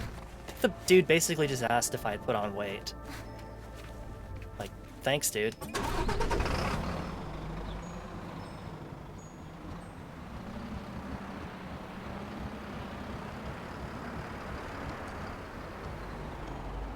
Alright.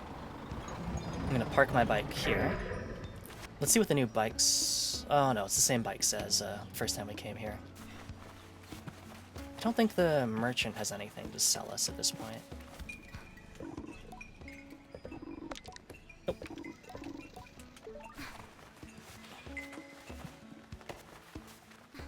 Don't think the innkeeper has anything. Oh, do I know where... Haha, you're looking for Ilthor. Love her. She's great. Last I heard she was on her way to the Sodix. Big place. Good place to empty the old thought bucket. Thank her for help. Okay. But we already knew where Ilthor is. Completely by accident. Let's go make some masks. And then once we make some masks, I will take a quick break to go get another drink, and we will make our way down to Hakoka. The atmosphere in the tent is intense, uncomfortable. Claim the climbing mask. I show my climbing badges to the mask caster. Oh, I don't know why I thought I could make, like, multiple badges at, like, within the one cutscene, but, whoa.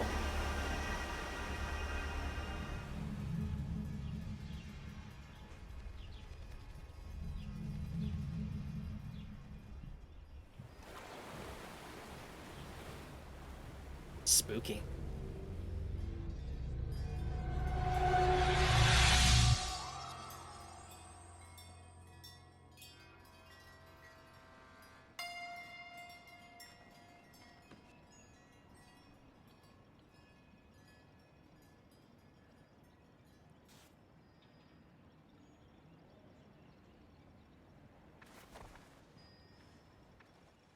Well, that just happened.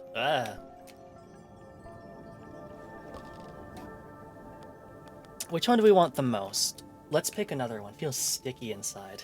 Yeah. Definitely a little weird. Scrapper or entertainers? Or cartographers? Which one do we want to see next? I'm assuming the entertainers one is going to be like Ilthor's, but maybe not. You know what? I'm curious. We know what the scrappers one looks like, but let's see what the entertainers one is like. That's a little concerning. It means you need to add some oil to get it to not stick you together. Just pour oil down that mask receptacle thing.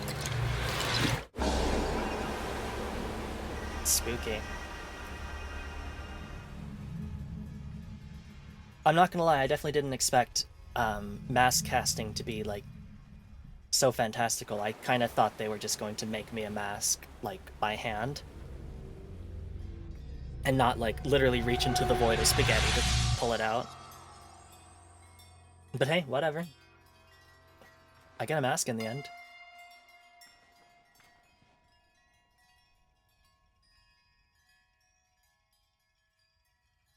Pretty unique, yeah. Pretty wild, which is, I mean, same as everything in this game, really. That's the entertainer's mask. Alright. I'm gonna put that on. And also the climber's mask, which we already know what that looks like. It's a lizard. You can't help but feel embodied by a reptilian creature when wearing this mask. Walls look less steep somehow. A somewhat ridiculous-looking mask, but I guess that's the point. I feel a levity looking at it. Wearing it in almost any situation makes the world feel a little warmer. Aw, it's like a little puppet on your head. Oh, that's adorable. Oh, also it's got little bells in it. That might get annoying.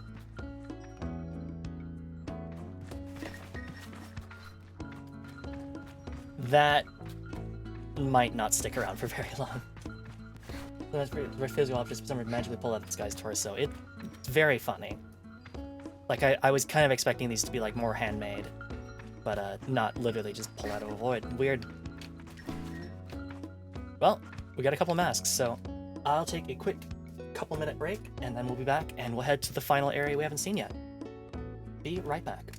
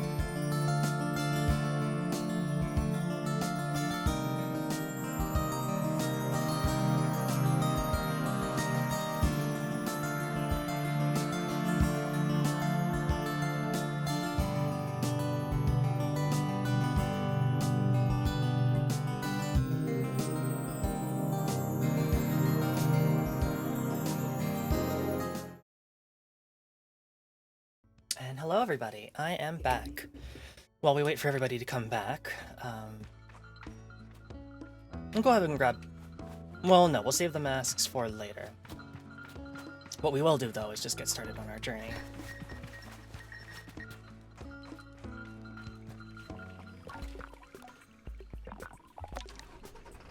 Welcome back. Well, thank you so much, Kat. Welcome back to you as well. Oh, this bike.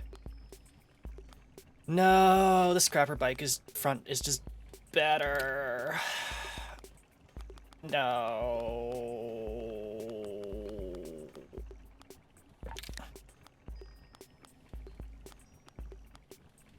Yeah, these wings are terrible. So beetle bike wings are good at handling, but I want speed. I want the kind of fastness. Apparently this engine has the most max speed. Sure, then we'll stick with that.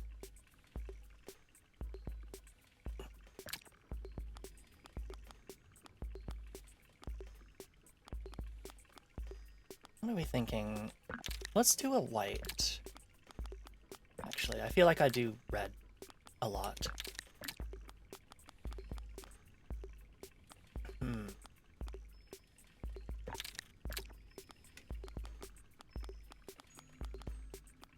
No, go all white, actually. Minimum acceleration, maximum top speed. Just don't ever stop. And you will never have to worry about anything. Alright, so let's head to the chum lair. Now, do I know where that... It was Kimball's cube, I believe, right? Yeah, the tower is somewhere over there. In fact, I think it's that thing right there. Or is it that thing? Might actually be this thing. So we'll head for that on our way to Hakaoka. So we're gonna go red and then blue.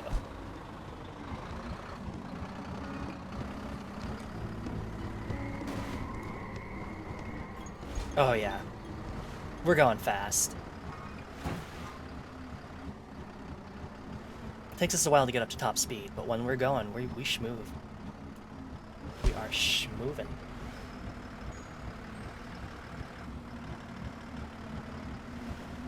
Got my little puppet bird mask flapping about in the wind.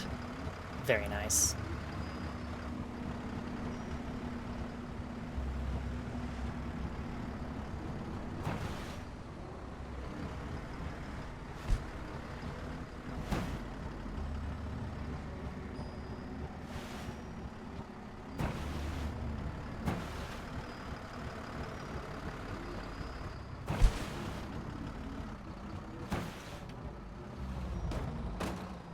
Handling leaves a little bit to be desired too, but just drive in a straight line. It's that easy.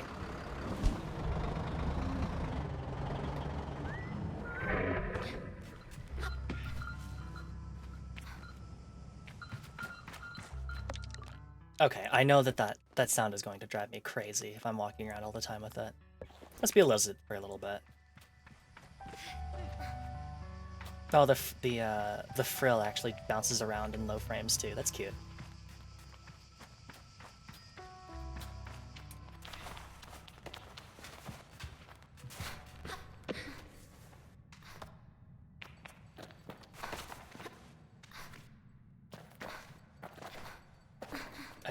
Sable.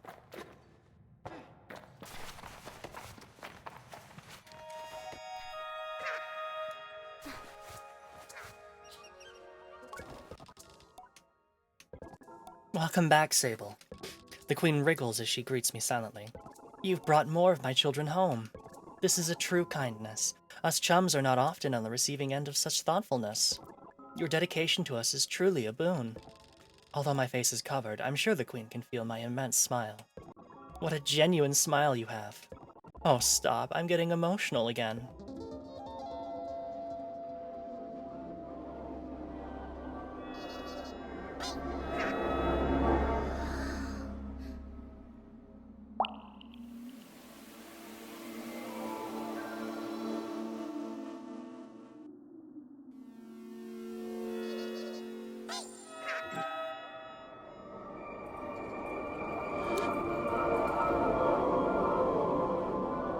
Oh no, We've unsymmetrified our stamina bar.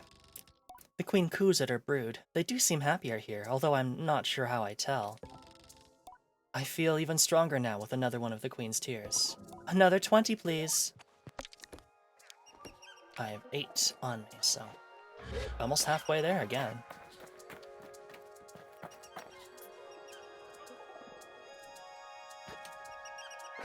Asymmetry, I know. It hurts, but more stamina is good.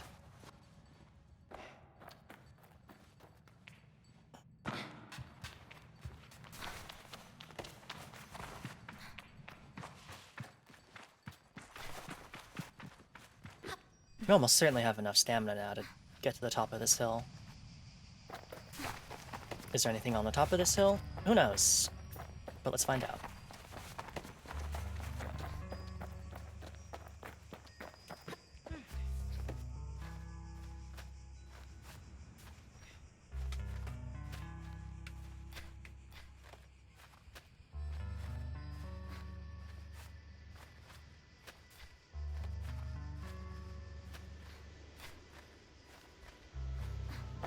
Oh my goodness, just enough stamina to get up here.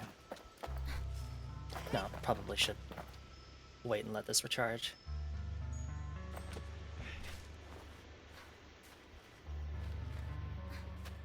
Alright, so what's in the tower that the queen chum is just kind of latching onto?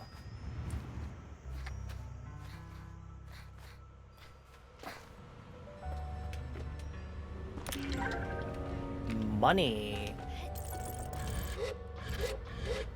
Hell yes, we got paid.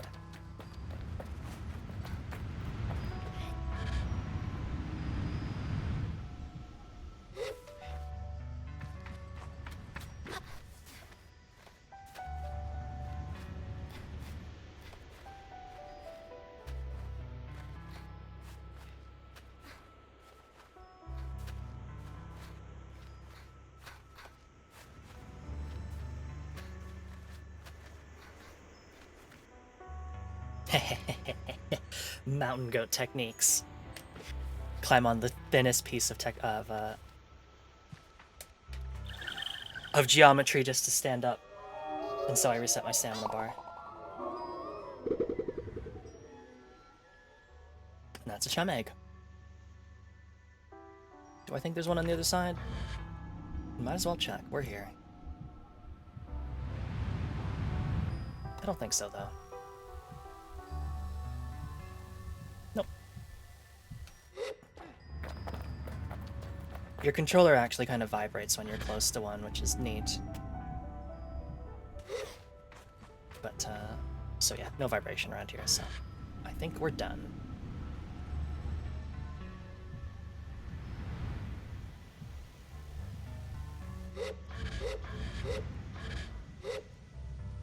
Oh, goodness. First time I've seen that animation before.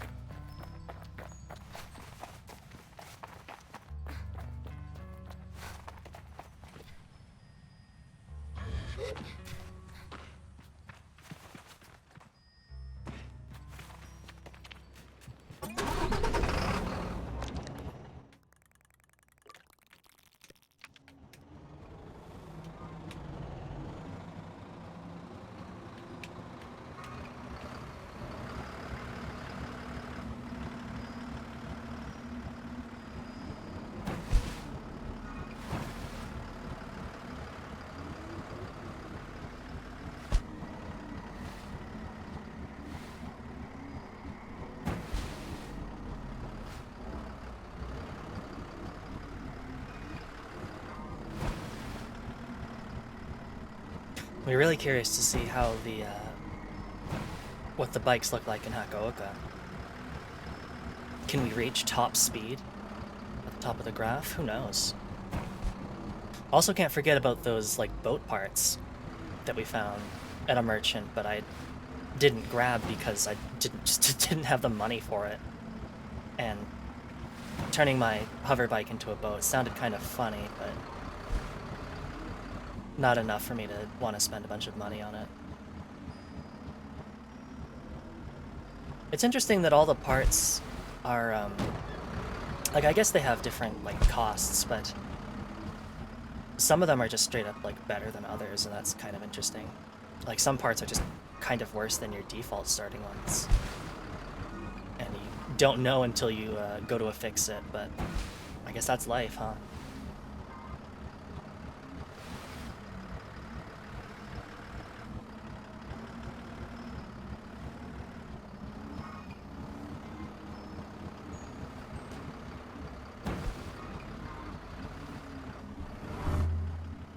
I have to make for a pretty bike. Mm-hmm.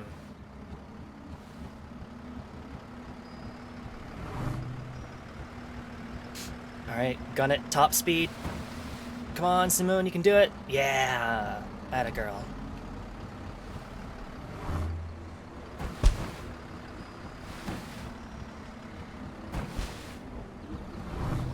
I'm not gonna lie, when I saw these rings, I thought it'd be like a complete loop course, like that you'd have to drive through all of them and end up back at the same one, but no. You, in fact, just have to drive through essentially 4, which is quite interesting because it's just 4 in a row, like 4 lines, and then you're done.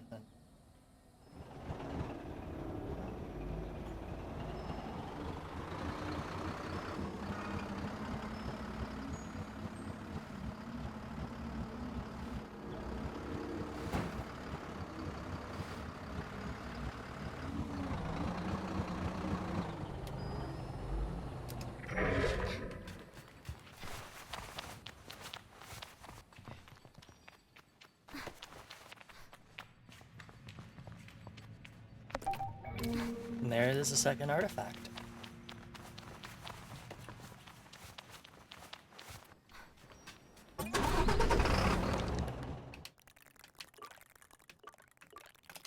Alright. Time to set course for Hakaoka.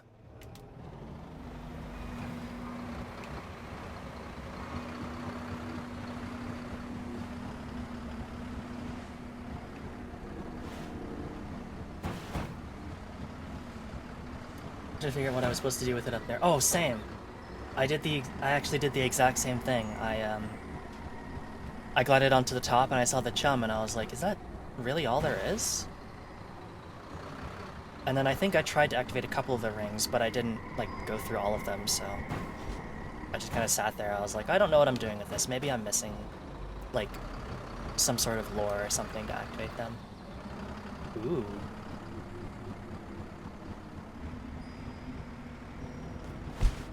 I didn't notice until we got to the one in the wastes where all the rings were out in the open that I was like, oh, okay. So just try driving through all of them now that I can see all of them. Ah, this looks like Volcano Land.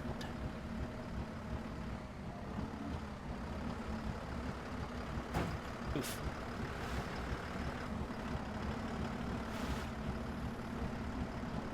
Before we get too far into Volcano Land, I might just reset the game real quick to make sure there's no memory leak issues.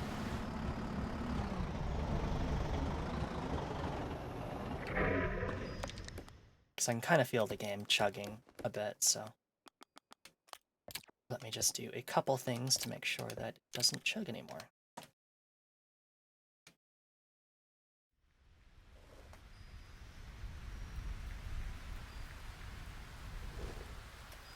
Also, I'm just realizing that the name of the company, Shedworks, is because this was made by British people, and in British tradition, they started work on a on this game in a garden shed, like all great British projects. Alright, so let's go ahead and restart the game here. Only 14.8% of people have unlocked the Entertainer's Mask, and only 16% of people have unlocked the Clamor's Mask. We are in the top 20%.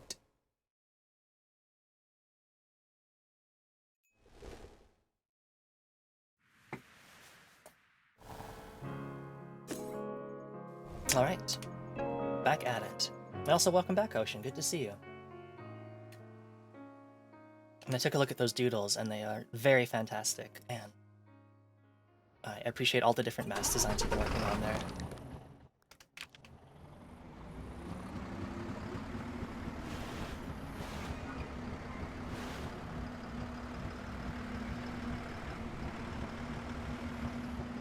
Magpie masks? Yeah. Ocean's been hard at work doodling some potential masks, and I think that's really cool.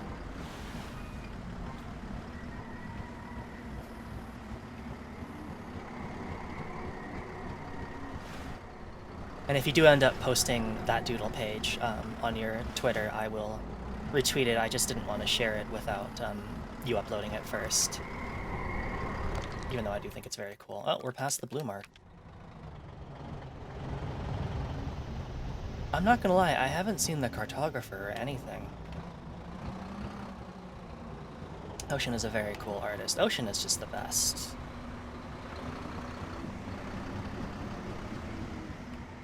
Oh, there's rings, at least.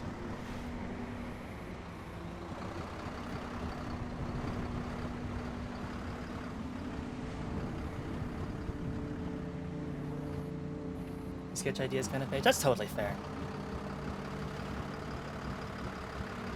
I'm trying out some different things. They all looked really cool, though.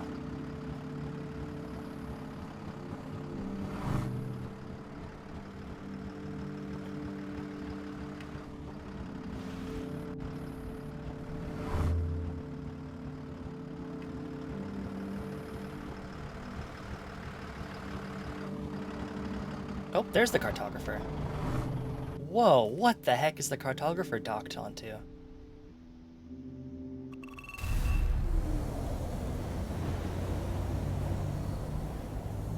It almost looks like crumbling Farum... the place from Elden Ring. Crumbling Farum Azella? It's been, like, 7 months since I played the game. Oh god. Oh.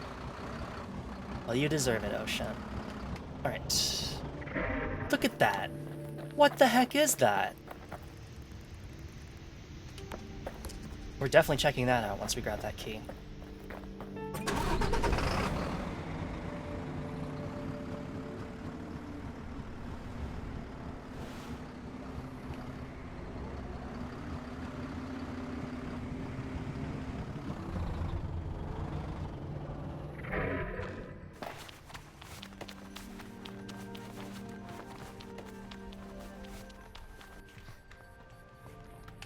Nope.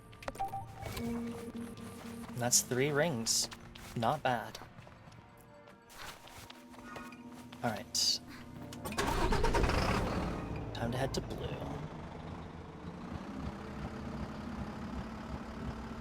Chum on this tower too? You know what? I completely forgot to check. Thanks, Cat.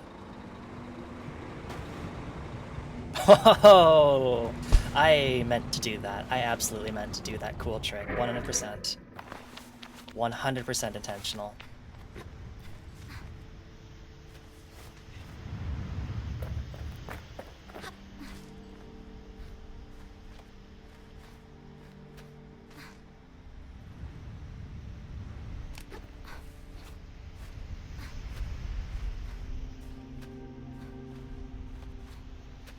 I don't think any of the clothing or masks actually, like, changes your stats at all, which is both good and also kind of a shame. It would be kind of fun if, like, getting the Clamor's mask actually made you lose less stamina, but I don't think that's the case. I feel like I'm consuming stamina at the same rate as all the time.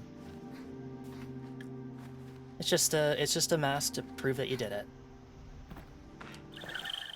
Chummed up.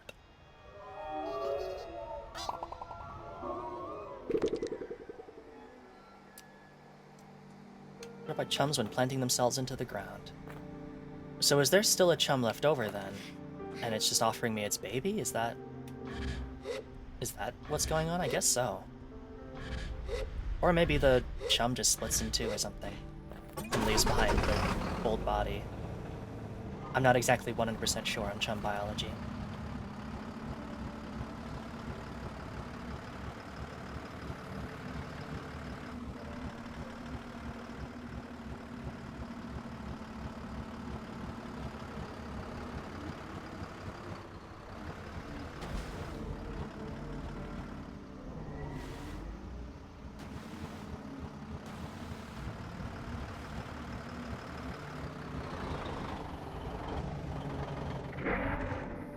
That looks like something.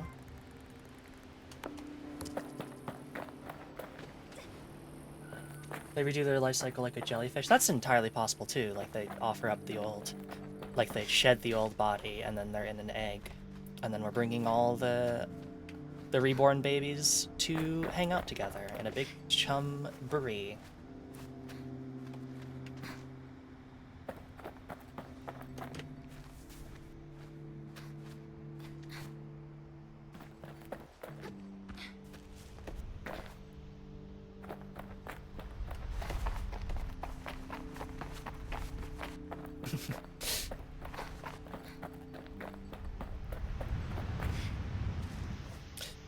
I don't know why I said chum-boree, but I'm really happy that I did. That's like, sounds cute as hell.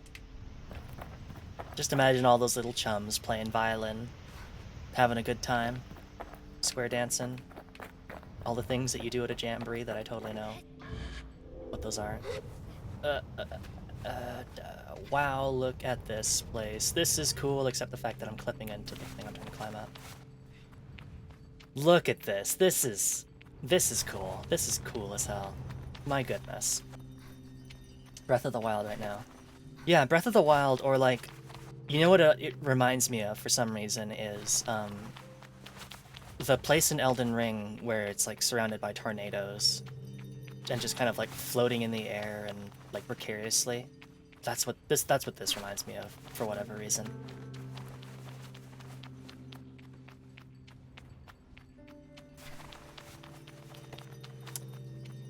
I think I get the feeling that there's nothing on each of these individual strata. Oh, I say. Making a big liar of myself, as there's a bunch of money. And a chum. Castle in the Sky works too. That would also work, yeah. That's a cool movie.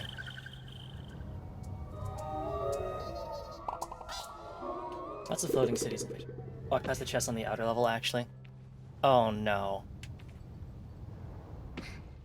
Oh no. Oh no, you can't just say that. Because now I feel like I failed as a treasure hunter. Uh-oh. Oh wait, I think I see it. Yep, I sure did. Oops. Thanks for pointing that one out, Chef.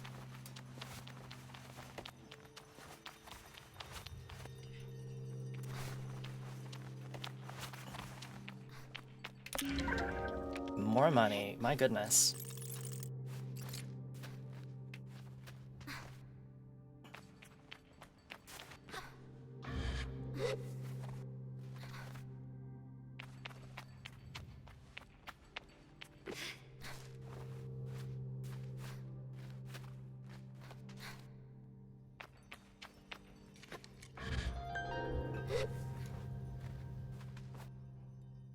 Just better make sure that there's no chums up on the roof.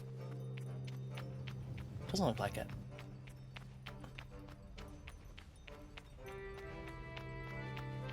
Looks like we probably got the only one chum. Look at a tower climb. Yeah, you're not kidding. We are flush with cash, so if Hakaoka has some cool bike parts, we should definitely be able to afford them. Oh. Wow, look at this place.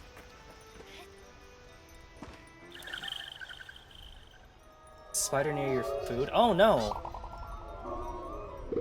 Tell it you're not sharing.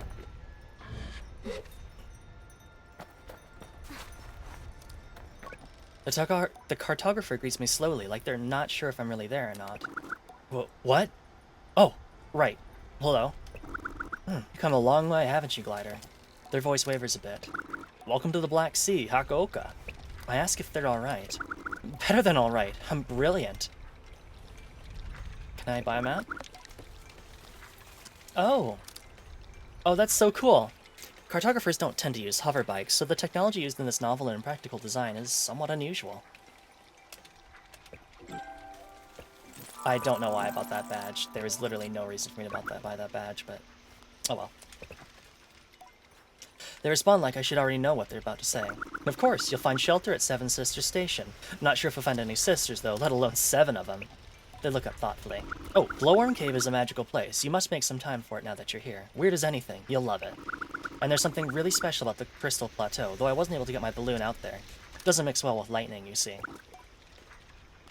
And then what of the region? Always a good plan to orient yourself. Love it. To the north lies Red Sea, and across the Badlands to the east you'll find the Wash. Wait, have we not been to the Wash? Oh, we haven't. Oh, that's why we didn't find the guard, because there's one more area to find. Oops.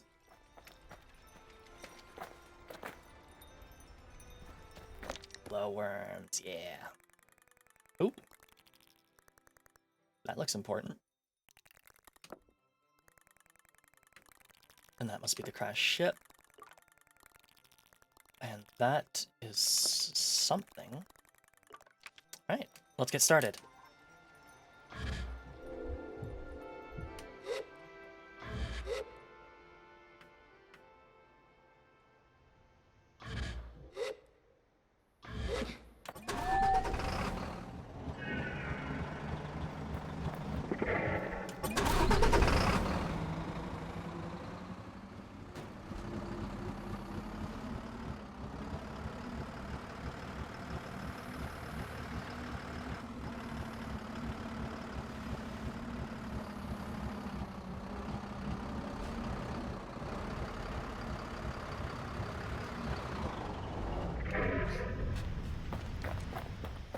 Karab's Hold.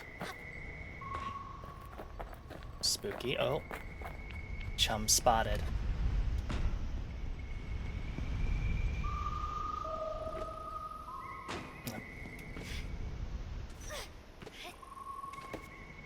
What, Sable, are you...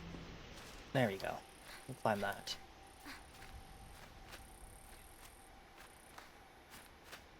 You two are thinking about those you two are thinking about those glowworms. That's cute. Come here, you. Chum detected. Initializing chum capture procedure. Roger, roger.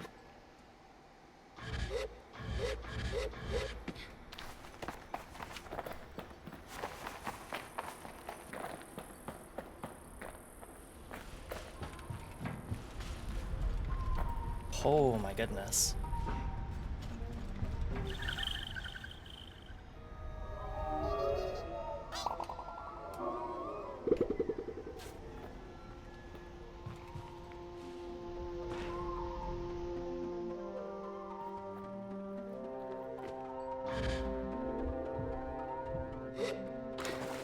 Okay. Video game brain activated, and I tried to jump on a lily pad. Turns out that was, not my smartest idea.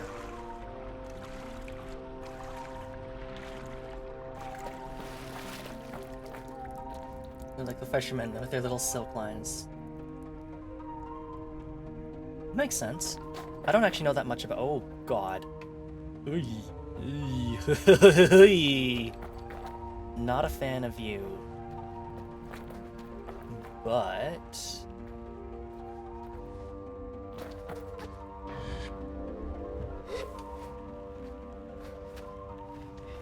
What are these?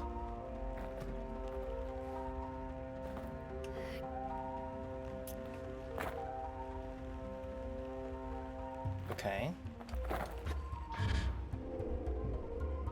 Like, I could distract them, but I don't see anything worth getting on the ground floor.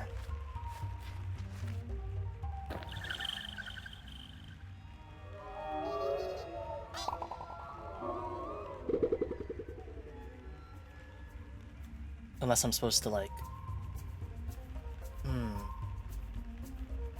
I'm not really seeing anything else notable in this room.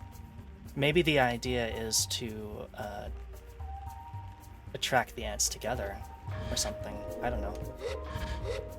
Oh, God. Come and get it! And... mate or something, I don't know. Oh! Oh! Oh, that's an eye. Oh, I regret seeing that. Oh, God. Okay. All right, we're done here.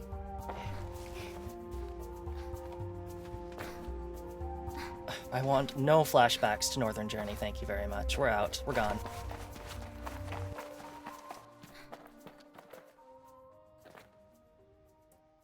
Okay.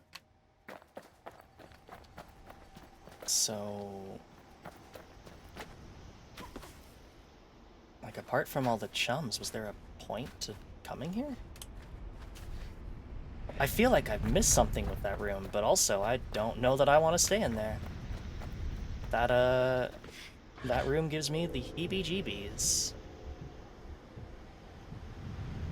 And stick yourself down, glow their booty. They, like stars and stuff, and now they back to the light. Oh, cool.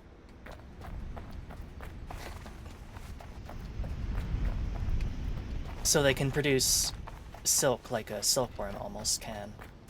In a similar fashion, but maybe not exactly the same. I'm not an expert on that. That's neat, though. Northern Journey trauma. Oh, God. I'm not super good at dealing with creepy crawlies, and Northern Journey absolutely reminded me of that. Hey, there's Simoon. Oh, God, Simoon, be careful.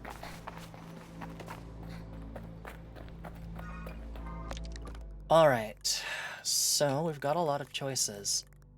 I think the best thing to do would be to hit green, then blue, and make a big loop of oh, that's... I don't think we've checked that out yet. So green, then blue, red, and purple.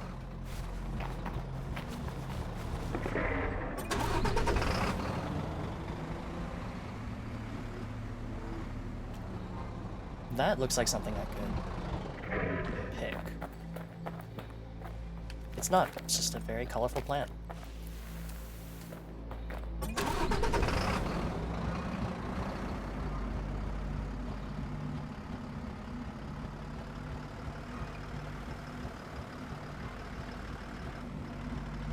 Oh yeah, Ocean, I don't remember if I modified this before I went on break or not, but this set of parts is the max speed bike I can currently build.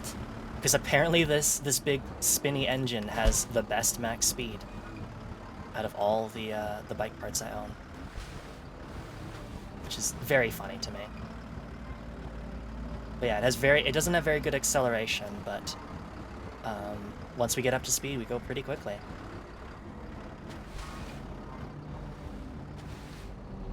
Unless we smack into the ground like that.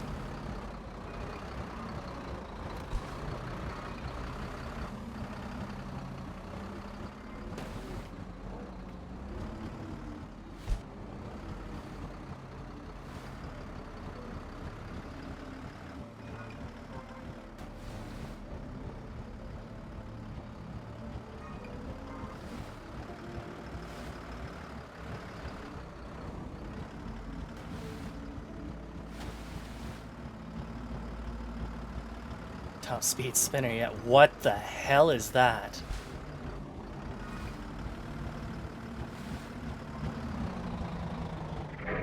Is that like lava?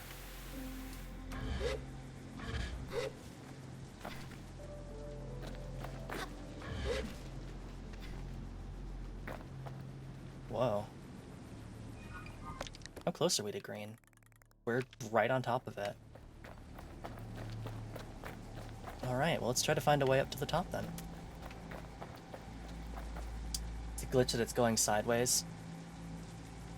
That would make sense. Yeah, that definitely looks like it should be going down. I'm not gonna lie, when I first saw that, I thought it was like a spinning orb or something.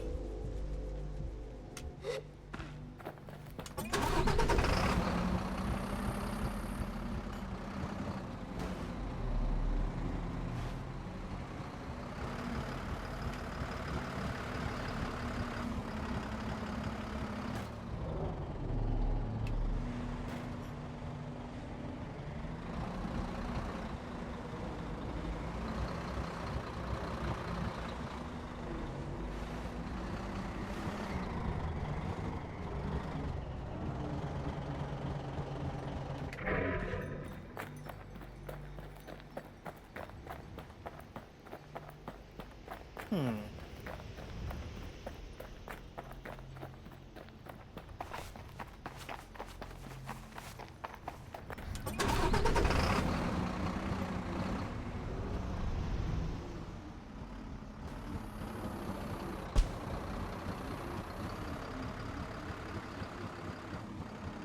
This looks notable enough that there should be a way to climb up it, but apart from the starting location, I can't tell. Oh, chum detected.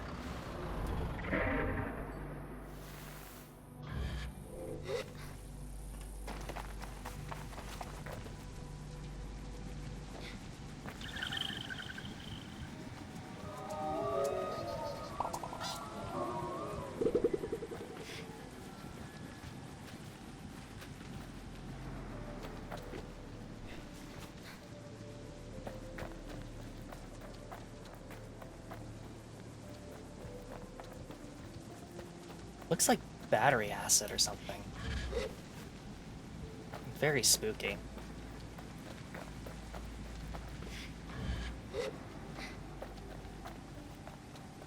These hunting strategies of spiders and anglerfish look like caterpillars. Are super pretty, and I even relate to any of them as far as I know. They go into dance. Also talking about New Zealand glowworms. I don't know about either.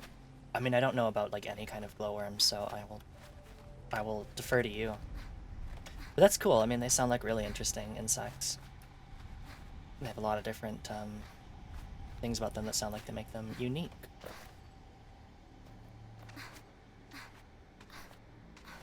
Okay, Sable, just climb up there.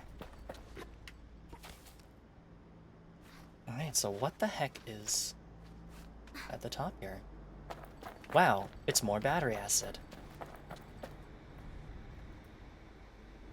Who could have possibly guessed? I definitely don't think I can make it up there.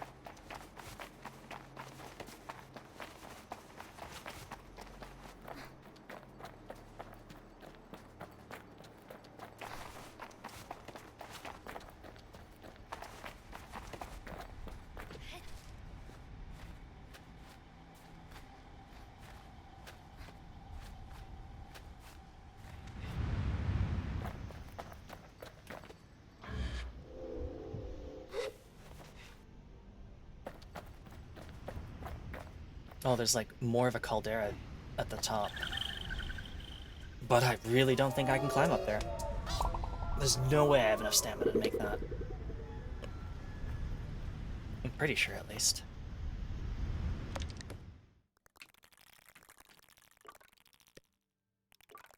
And it didn't pop up in location when I started looking around it, so it's entirely possible that this just isn't anything.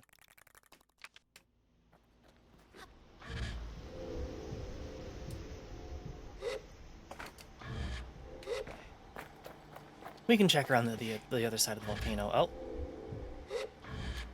I almost missed out on treasure.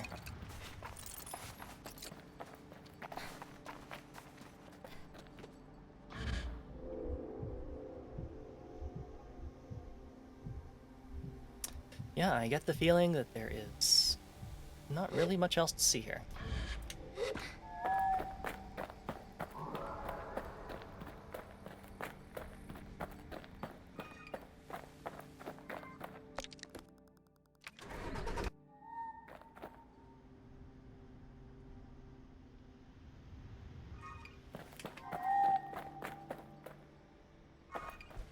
Oh, there's the moon. Look at her go.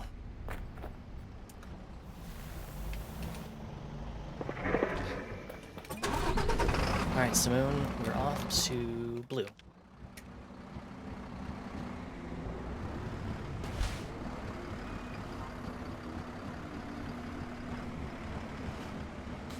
Simone's zooming. Simoon's got all the speedy parts.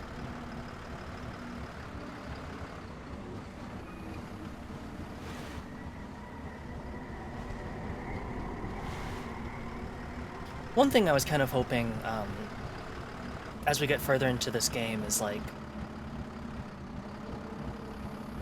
finding out how to commune more with machines.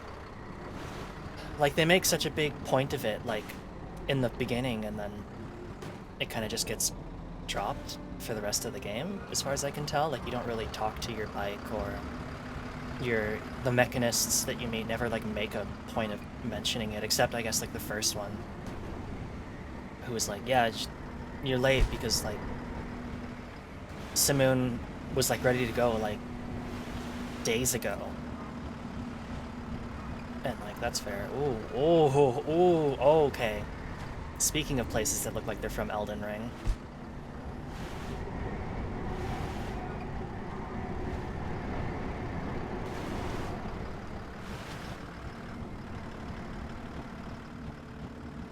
To not leave her behind, I guess. But she only ever gives me those messages when I'm currently driving. So I don't know what I'm supposed to do about that.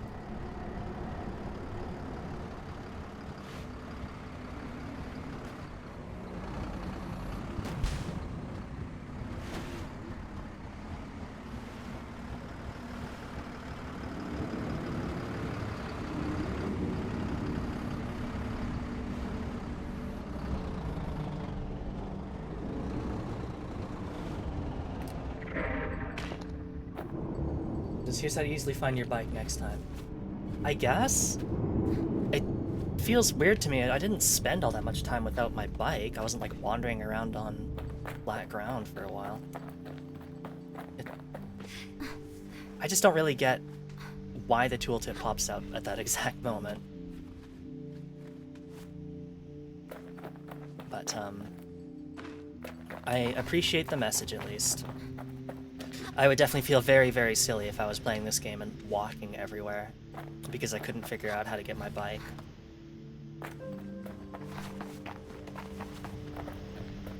Ooh. Is that a transparent crystal or something? Or is it, like, supposed to be reflective? Because you can see things moving around in it. It might actually be reflective. Is he talking to the machines? Huh. That would make a lot of sense. Who are these fine fellas? Howdy, everybody. Echo and Merchant Kaiman. I would like to trade with you. You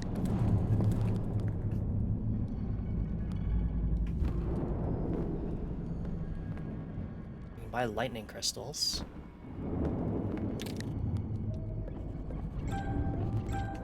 We don't have black dye already, do we?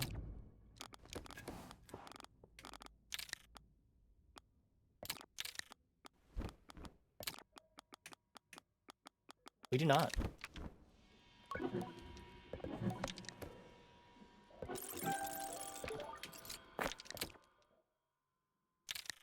Alright, time for new clothes. Ooh.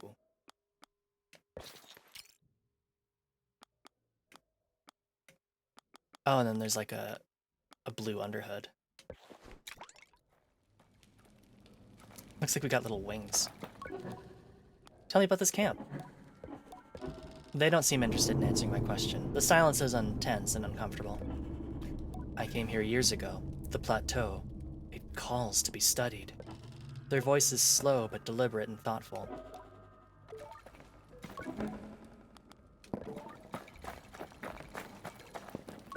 At first sight, the crystal farmers are so striking that I nearly gasp. Their height is immense, and they move with such calm that I cannot help but ascribe some higher knowledge to them, or see the wisdom of age in the curves of their backs. But then I remind myself, my reading is informed by the markers I see among my own people, the shorthands of a culture, and these farmers are in no way beholden to my interpretation. I wonder what they make of me. Greetings, Crystal Farmer. Greetings, Glider. I am called Tohata, and you are? I expect his voice to emerge as a rasp, but instead it spills like silk from behind his crystalline mask. There is a purity to the sound of him. Every word reaches me as clearly as a whisper in the ear. I speak slightly louder than normal to ensure that I am heard up there. I tell him my name is Sable. How may I help you, Sable? I've never met a crystal farmer before. I tell Tohata that he's my first crystal farmer I have ever met, and add that I hope it isn't rude of me to mention. He shifts his weight, and the crystals on his back move lazily with him. Oh, we must look very odd to you. I stammer and Tohata chuckles. I ask if I look odd to him. You don't, which is partially because I have met others like you, but also because we are the different ones. I offer that we are both different, and somehow I swear he smiles. Intense and uncomfortable silence. Yeah, these guys are pretty spooky. I'm not sure that's something that we decide. Anything else I can do for you? What is this place? Tohata raises one of his walking sticks up and points it skyward to gesture to the crystal plateau, leaning at an angle that speaks to some impressive strength. We built it. It was made to draw lightning storms away from the rest of Hakoa and concentrate them on that peak. As it happened, a side effect of that concentration was the formation of lightning crystals charged with electricity. He makes a circle in the air. Isn't it a wonder? We turned a bane into a boon, and a boon into a culture. All the chemicals and coincidences that conspired to create the crystal farmers. I nod in agreement, and suddenly this place I thought a factory feels more like a place of worship. What are those big robots? Those are the reason my shoulders are complaining and my knees are grinding to dust. They used to harvest our lightning crystals, but now we must do it ourselves, and it's not easy work. I ask what happened. They stopped. All at once. One day, after a storm that seemed otherwise entirely normal, they all simply stopped. Some fell over, some stayed up, but none of them ever moved again. In sympathy, I say that must have felt a terrible omen. He shakes his head, and it's the quickest I've seen him move. Oh, nothing like that, no. There is some explanation in the mechanics or the chemistry, even if we don't know it. And in that, at least, we take great comfort. I nod, and I think in some way that I understand him better. Cool.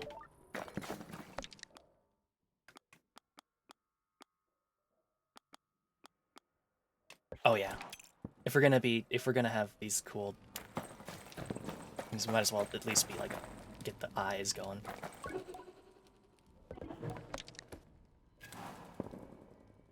I wonder what we can buy these lightning crystals for. Very tech-savvy people. They are. I expected them almost to be a bit more, like, religious about it, but no, they're pretty logical-minded. I wonder what these things on the side are for.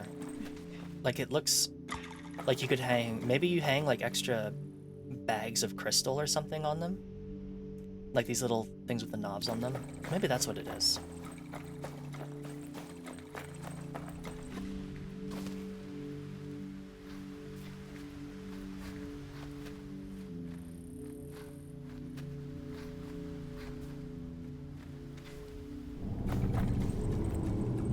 Whoa. This place sounds mean. Oh, that's the robot. Holy crap.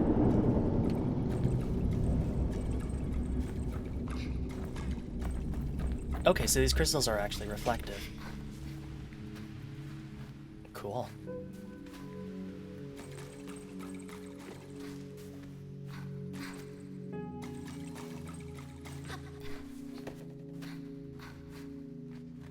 Hopefully I don't get struck by lightning up here.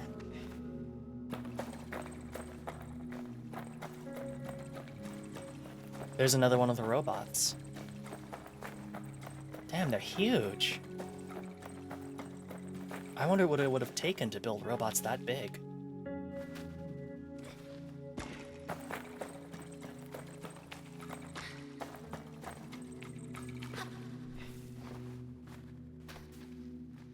It's especially interesting, too, because you don't see robots anywhere else in the world.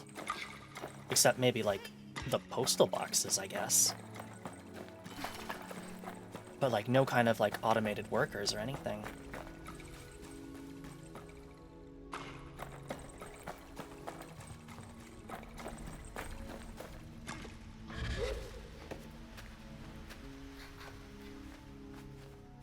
You know what? I'm climbing all over these things that look like big, scary statues, and I'm like, I should really go back and play Shadow of the Colossus again and, like, finish it instead of, like, starting it for, like, an hour and then, like, putting it back down. That and Eco. Because I have the two re-releases on EA's with PlayStation 3. I like the Crystal Farmers. They're very cool. They're very savvy people. I wonder if the lightning crystals are for making their mask. But that doesn't seem right, because they're not badges. And it doesn't, in the description, it never says anything like, yeah, like they're all otherwise called badges, so.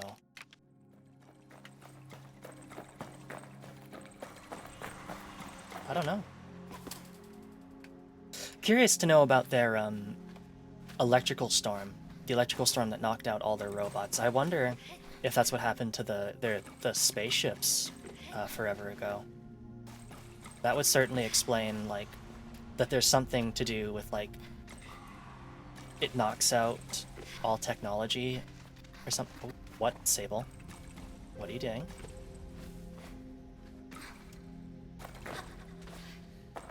Maybe, yeah. Oh, there's Crystal Plateau. Holy crap, this place is wild.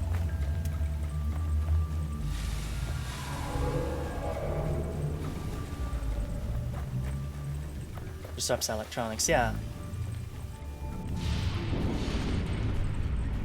Wow, I feel like I should not be here. Like, at any moment, I'm just going to get struck by lightning.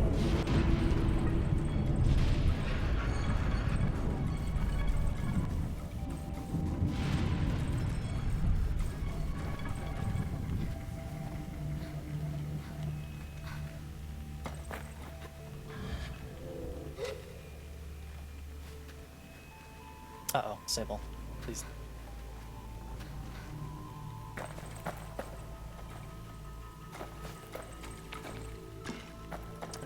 Right? I mean, hopefully. It's apparently made of rubber or some sort of rubber material. Wow. This place is wild.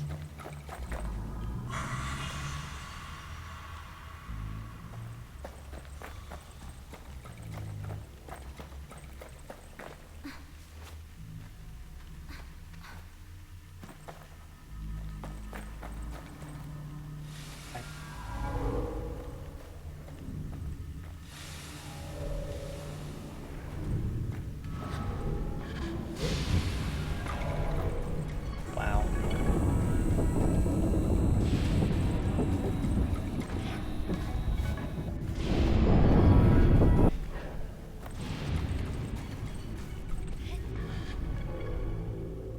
Oh, I can't climb these.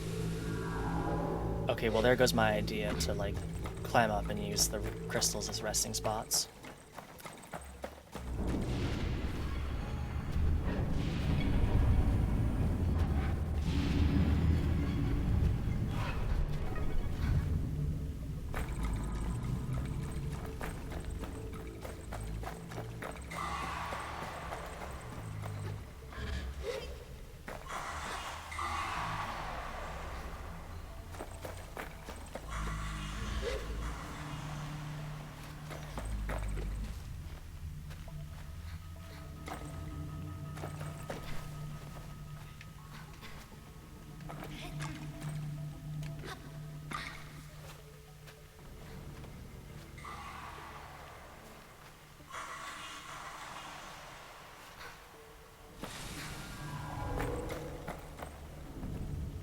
Oh.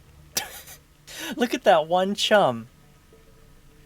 Buddy, I really don't think you should nest up there. Let's go get you let's go get you somewhere safer, okay?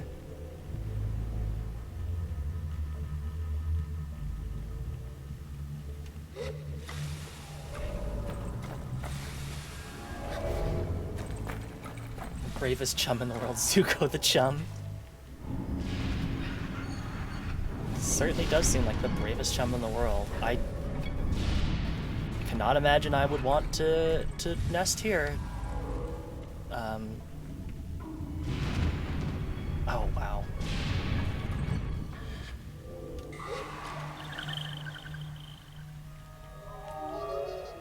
I wonder if there's anything else to do here. I'm not, like, immediately seeing anything.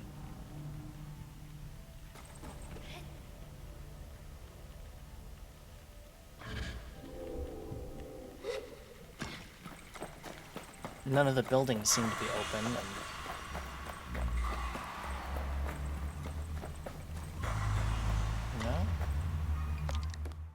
think we're done here.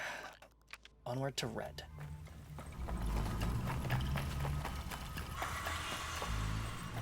Just maybe should stay clear of standing underneath those pillars.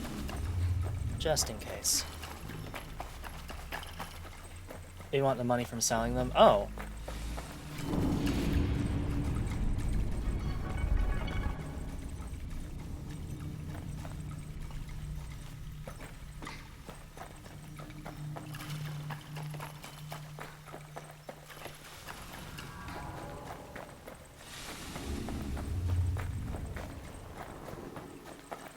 That one looks like it might be about to arc.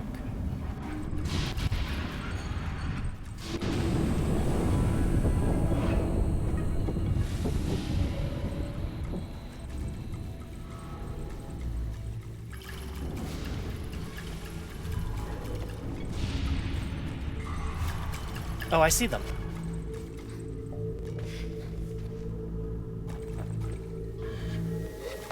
There's one.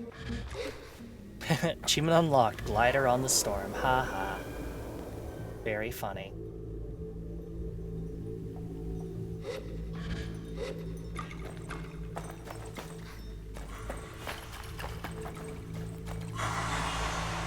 Damn. Well, we got one. Probably won't try to get too many of them. I don't think I need money that badly, but funny they removed that. Yeah, are they not rotating? I don't think they are. Okay, this one I think is about to start. Go, go, go.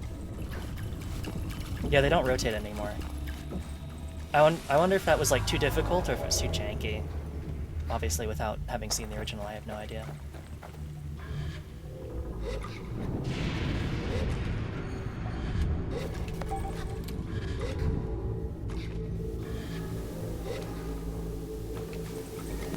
Grab it, Sable, please. Thank you.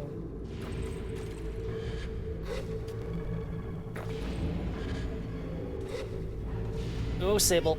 Not now. Just in time. Not bad. Alright.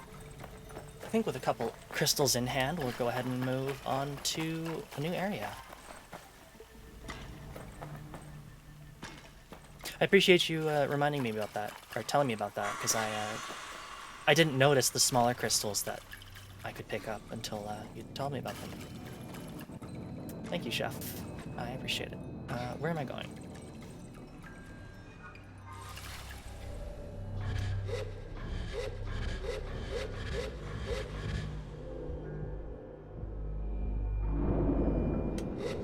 Those robots are huge, like... I mean, I guess the crystals are huge, so... I guess, you know what? No, the more I think about it, yeah, I mean, the robots are big because the crystals get really big. But I don't know... I guess the question is like, why do they need the very large crystals? What would they be for? Who can say? Alright. Well, I think we're done here. Let's go. On to the next place.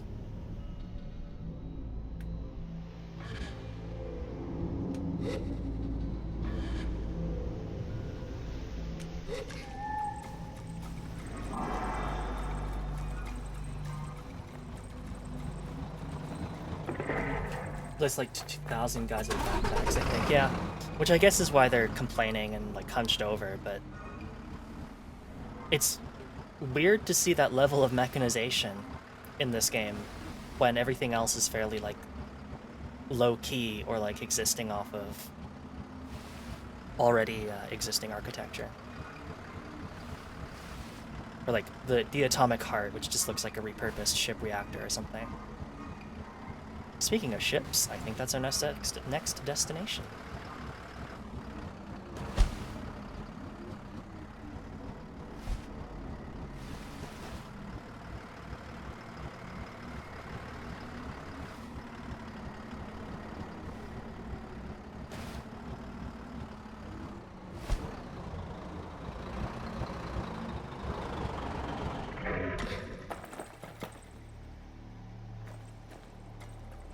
Hadao Nevi.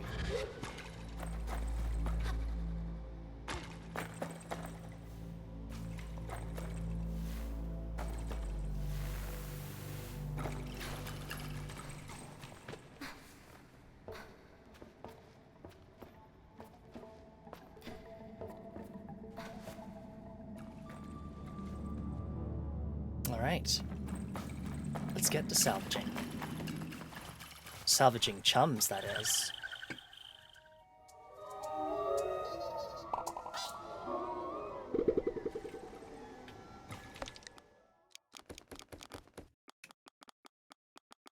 think I want to go back to the scavenger outfit. I kind of like that setup, that, and then bowling. This is just a good setup, and then a mask that isn't that one. Let's use the yeah, let's use the illusion mask.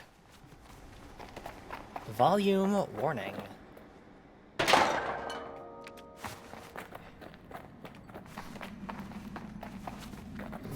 What was event?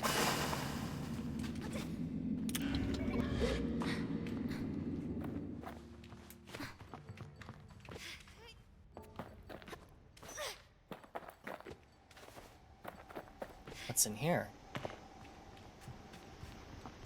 The iconic pants of this game. They're really good pants. A+ pants. I like them. Big fan of these pants. Shadow of Knee. Makes sense. Trying warning. That one was a bit late, I do apologize. Okie dokie, alright. Let's get to work.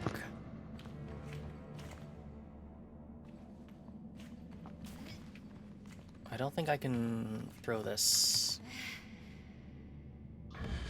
Oh, okay. I threw it up here. The trademark trousers. So then where does the seat cannon go? Up there. Okay, so maybe we did actually need to eat it. Might as well activate that heat cannon, because there's nothing else I could do with it.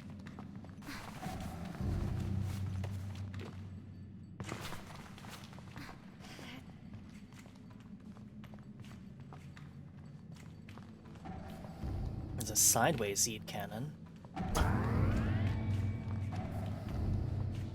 How do I make use of that one? Oh. That seems like... No, there's no way that's actually the case. There's no way I have to time the seat. Oh, oh, I get it, actually. No, I thought I might have to time this. Like, time the two so that they activate at, like, the same time, so I eat this one and then push it ahead to the other one, but I think the idea is, actually... maybe that you set it up so this is open so it blocks and the battery. That actually makes a lot more sense. Okay.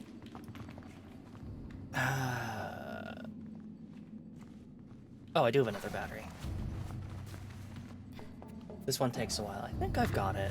I think I figured this one out.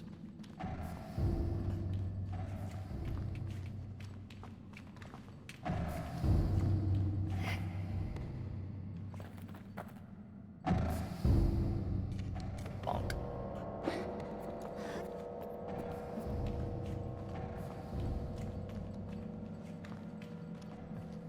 Oh, maybe I don't, actually.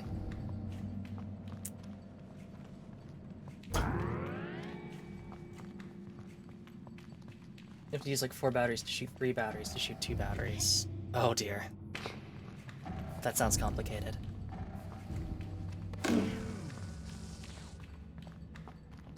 Here are the batteries. Well, that makes sense because I can't throw you very far. Good sea art. Hope you're doing good. Eh.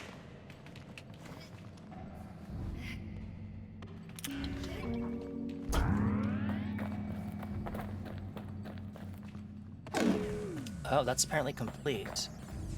But there is some other stuff up there. Just how the heck do I get to it?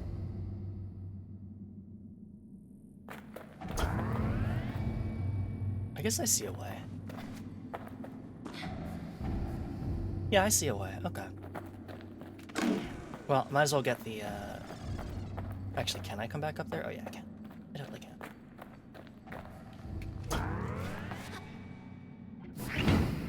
Let's grab this part first, and then we'll proceed to see the rest of the treasure.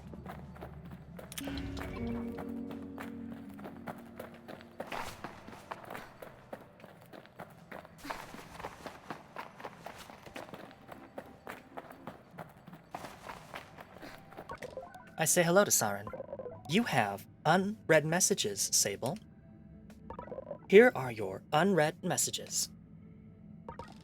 I find myself tapping my foot in anticipation as I start up the workstation. At long-range communication are still being disrupted by the Perpetual. Officer Ellis wishes to return her attention to shielding the reactors from its interference. Permission. I've become the limbs. I have. This is the mask of those who climb. It is the limbs climbers.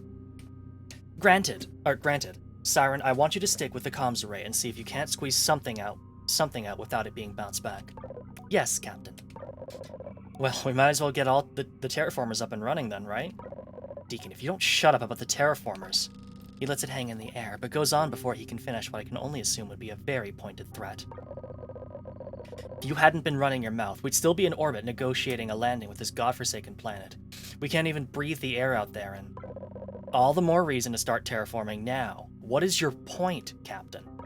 Deacon, listen to me. We can't. That landing was hell on those things. Their rad shielding is beyond repair right now. If we run these things, they will pump radiation into the atmosphere for 100 years. That's Earth years. It's not an option for us, Deacon. Then maybe we don't do it for us. The recording goes silent. Deacon, no unread messages. Hold on a minute. I'm assuming that's just a formatting error. But, interesting.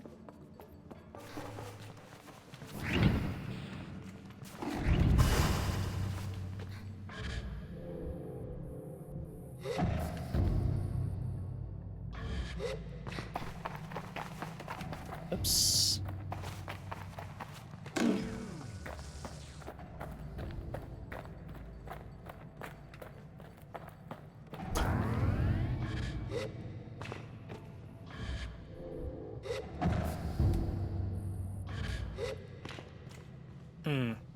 You know what? I thought I was being clever without having to backtrack, but I think I'm gonna have to backtrack anyway. Oops. Oh well. Not that hard. Let's do it.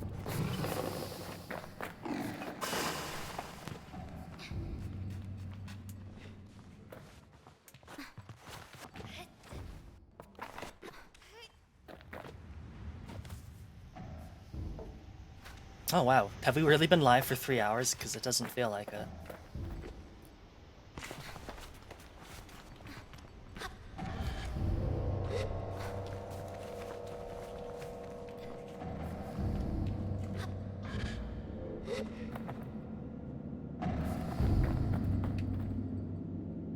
Alright, E-cannon activate. No D3 time if you don't watch the clock, it really is. It's definitely... I have a problem with open world games where I just kind of start going from place to place and I kind of completely forget about time. If I'm not careful, because I'll just like be like, oh, I finished this thing, but there's this new thing to do, like right there, that I could start. And it just keeps going on and on and on, and needless to say, I'd end up playing these games for like a very long time. Not the most healthy thing I've ever done, but they certainly keep me entertained.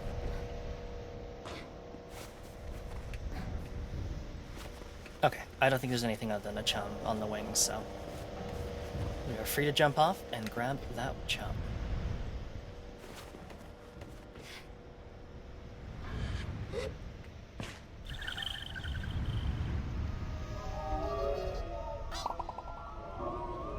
Egg obtained. Alright. On to purple, and then... I think we still have one more to go on that. Yeah, I'm pretty sure we have one more recording to do. Also, I guess Fizz was right. They did partially terraform the planet, because the recording was saying that they were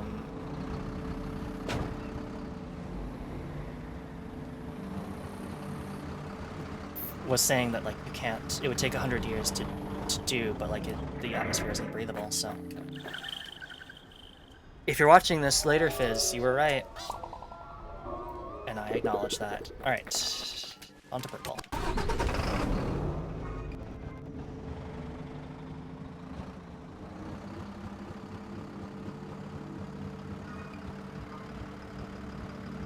Message for Fizz in the future, yeah.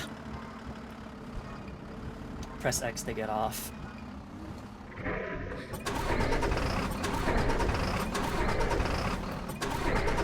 Oh yeah, I'm really getting off to Sable, the game.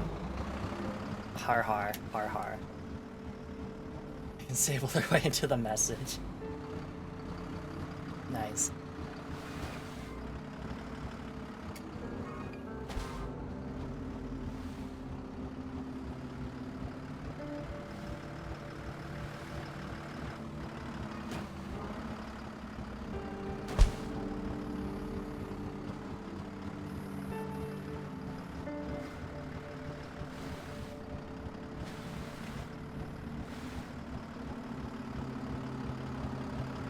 Alright, come on, Simoon. You can make it up this hill. Give it all you got. Okay, forgot about the other side. It's okay, though.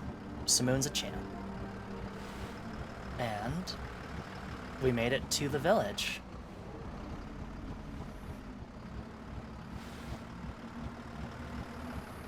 Is there, like, a normal way to go up? Probably right here. The Seven Sisters Station.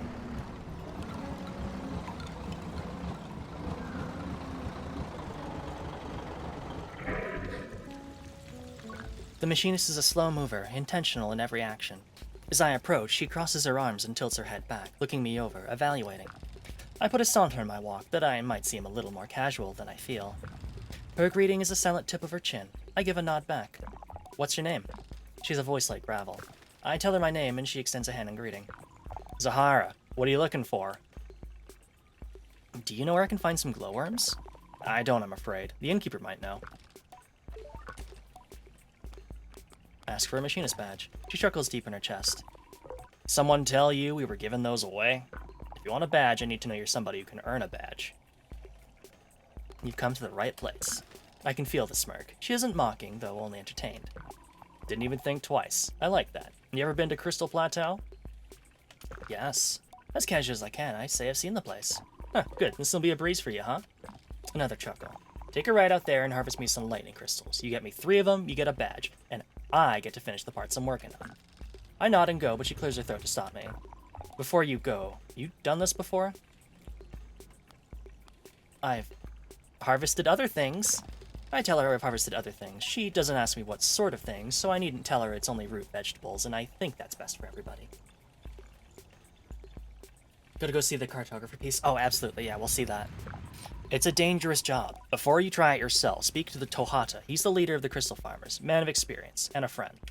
You'll find him at the base of the plateau, southwest of here. Make for the lightning, you can't miss it. I think you might need it. I have them right here. I give her the crystals and she nods approvingly, tossing them around in her hands and inspecting the crackling glow of each one. I stand impassive, my arms crossed this time. Not bad, huh? Not bad at all, and well worth a badge. Zahara hands me a machinist badge. I thank her and ask what she intends to do with the crystals. You'll like this. I'm building bike parts, and I'm happy to offer them up for trade if you got a mind to make something big, fast, and electric. My ears perk up. You'd have to slap it together yourself, but that's your bond with a bike, right? Putting it together piece by piece. Bonding with a bike. I think of the soft static hum I feel in my hands when the sun is warm on Simoon's surface, and how she brings to mind a basking beast. We do bond, her and I, don't we? I'm gonna put machinist badges to already do the quest. That seems like the only way that I do my machinist badge quests. I tell Zahar I'll be sure to come to the machinist next. I need such things, and we say goodbye.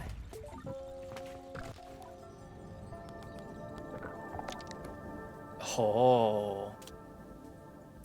Oh. Tempting. Dangerous, but tempting.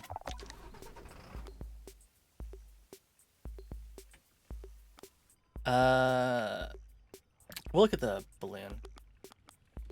Give me just a second to put it in a fun color. Oh, that's adorable. I didn't notice the fan on the back, the propeller. So it's actually being held up by the big balloon, and it's just being, you push it along with the propeller. That's adorable.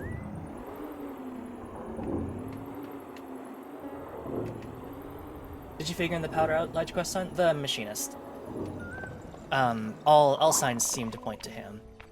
I know that that's like not the most meta way to do it, and it means that I don't have the custom, like the machinist to customize my bike in Korea anymore, but that's who I decided to blame. Because it seemed right. Based on the evidence that we had. I'm tempted to buy those bike parts, but maybe we'll do that when we've seen what else is in the town. I don't want to spend all my money and then see something cool. That look cute with the boat parts. Oh, it would. Although the only problem with that, I think, is that, like, you wouldn't have the rear of the boat, so you'd have, like, a chopped up half boat with your bike. Although, I mean, it could work. Hello, Sable. Oh, I thought it was beeping at me because there was an unread message. A delivery out in Hakuoka. Brilliant. This is the last time I agree to this. Fumes scratching at your eyes. The humidity is unbearable. All this while lugging a heavy bag across this terrain. Rana's mask. I wish I had a hover bike. Do you, need a hand? I guess not.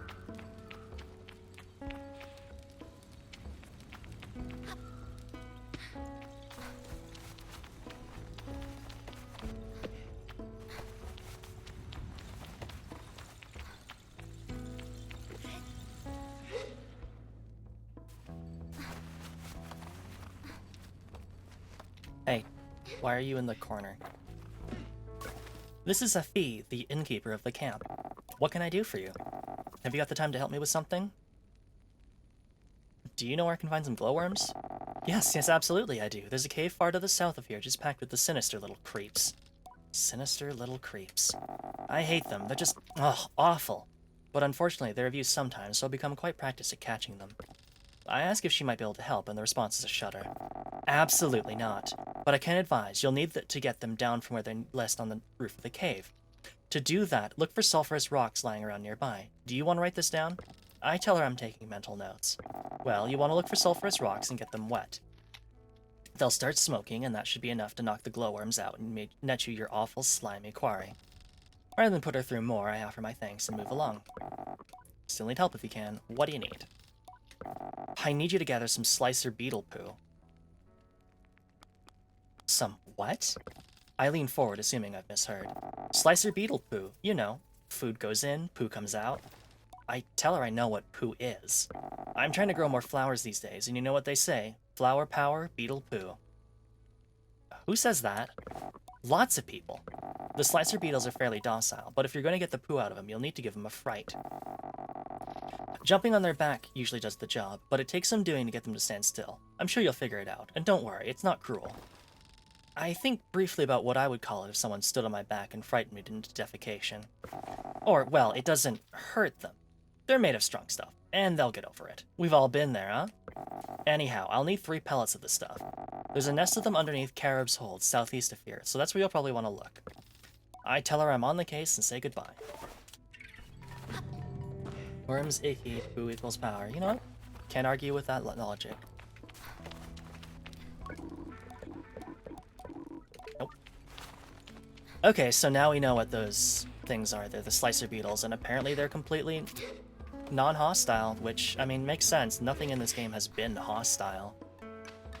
But I can't say that I really wanted to go anywhere close to those things that have a giant eye on their back. Creeps, how dare. Oh no.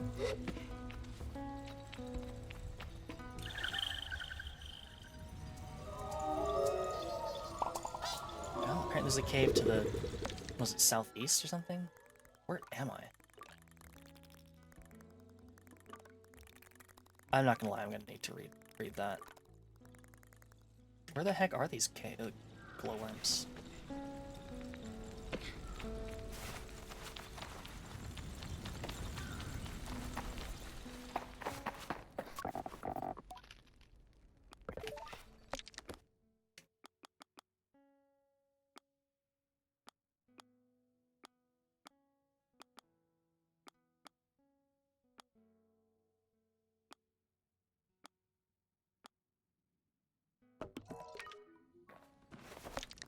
Oh, it is.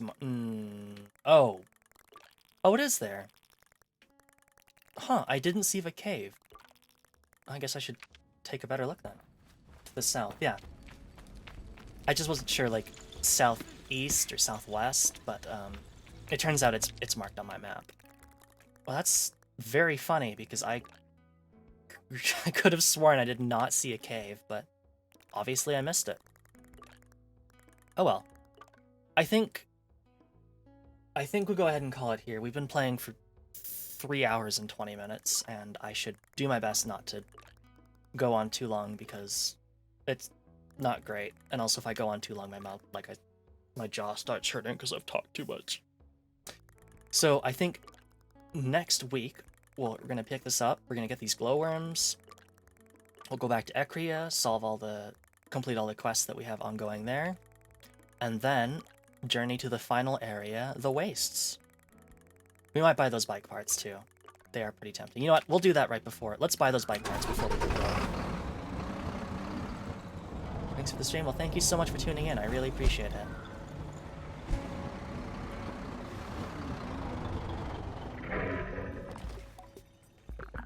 Let's open her up.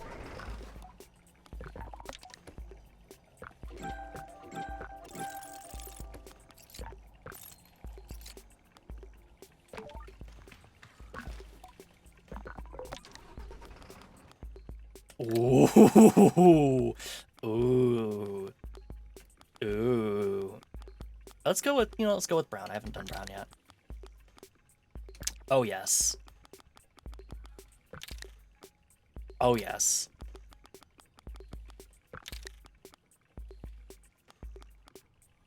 That's just straight up, I think, the best bike that we've made so far. Like, I think that might actually just straight up be the...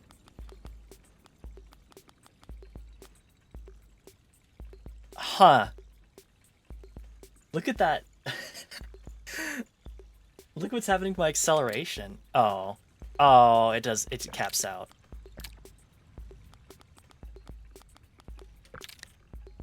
I was really hoping that meant I would have negative acceleration and I'd have to drive backwards everywhere. Oh. Oh, that's so cool! The crystals actually, like, retract in when you start moving. Also, this sounds cool as hell.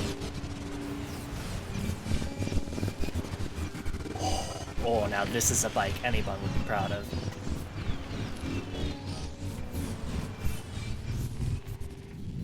Alright, time to activate strafe mode.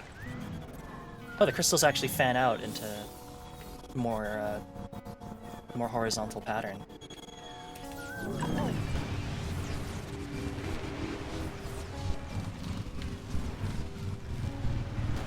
Oh, yeah.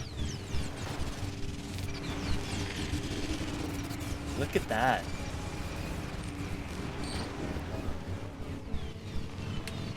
And if we ever need money, we can always go back to the Crystal Plateau and grab more crystals, because they sell for 100 cuts each. And that's good money. Record breakbeat everywhere you go. Hell yes. Oh, I am ready to play Armored Core 6 so bad. It's gonna be great. I never did play 5, but then again, actually the only Armored Core I've played is 4 Answer. And it was really cool.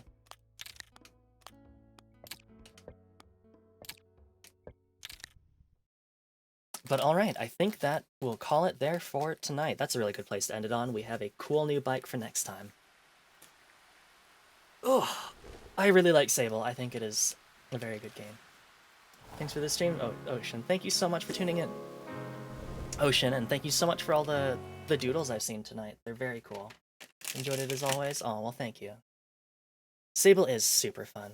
I am so ready to it's gonna be kind of sad when it's over, because we've almost played. I've apparently played for 10.9 hours, so definitely been playing it a lot. Alrighty, so just to quickly let everybody know what is going on with the final day of streaming. So over on YouTube, I'll be starting a playthrough of Yoku's Island Express, which is a Metroidvania pinball game. So I post the link on Twitter, but if you want to catch me directly, you can just search for Stroke of YouTube on YouTube and subscribe there. That would be cool. Thanks.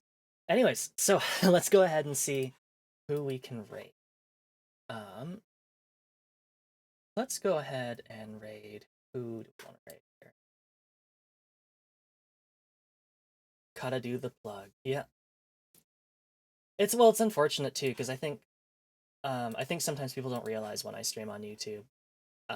So I do my best to try and remind them at the end of the stream when we are doing a stream on Monday. It's just on YouTube. Anyways, let's go ahead and raid General Zunia, who is playing some Cyberpunk. That sounds like a good time. So thank you all so much for tuning in, and I'll catch you tomorrow on YouTube. Farewell.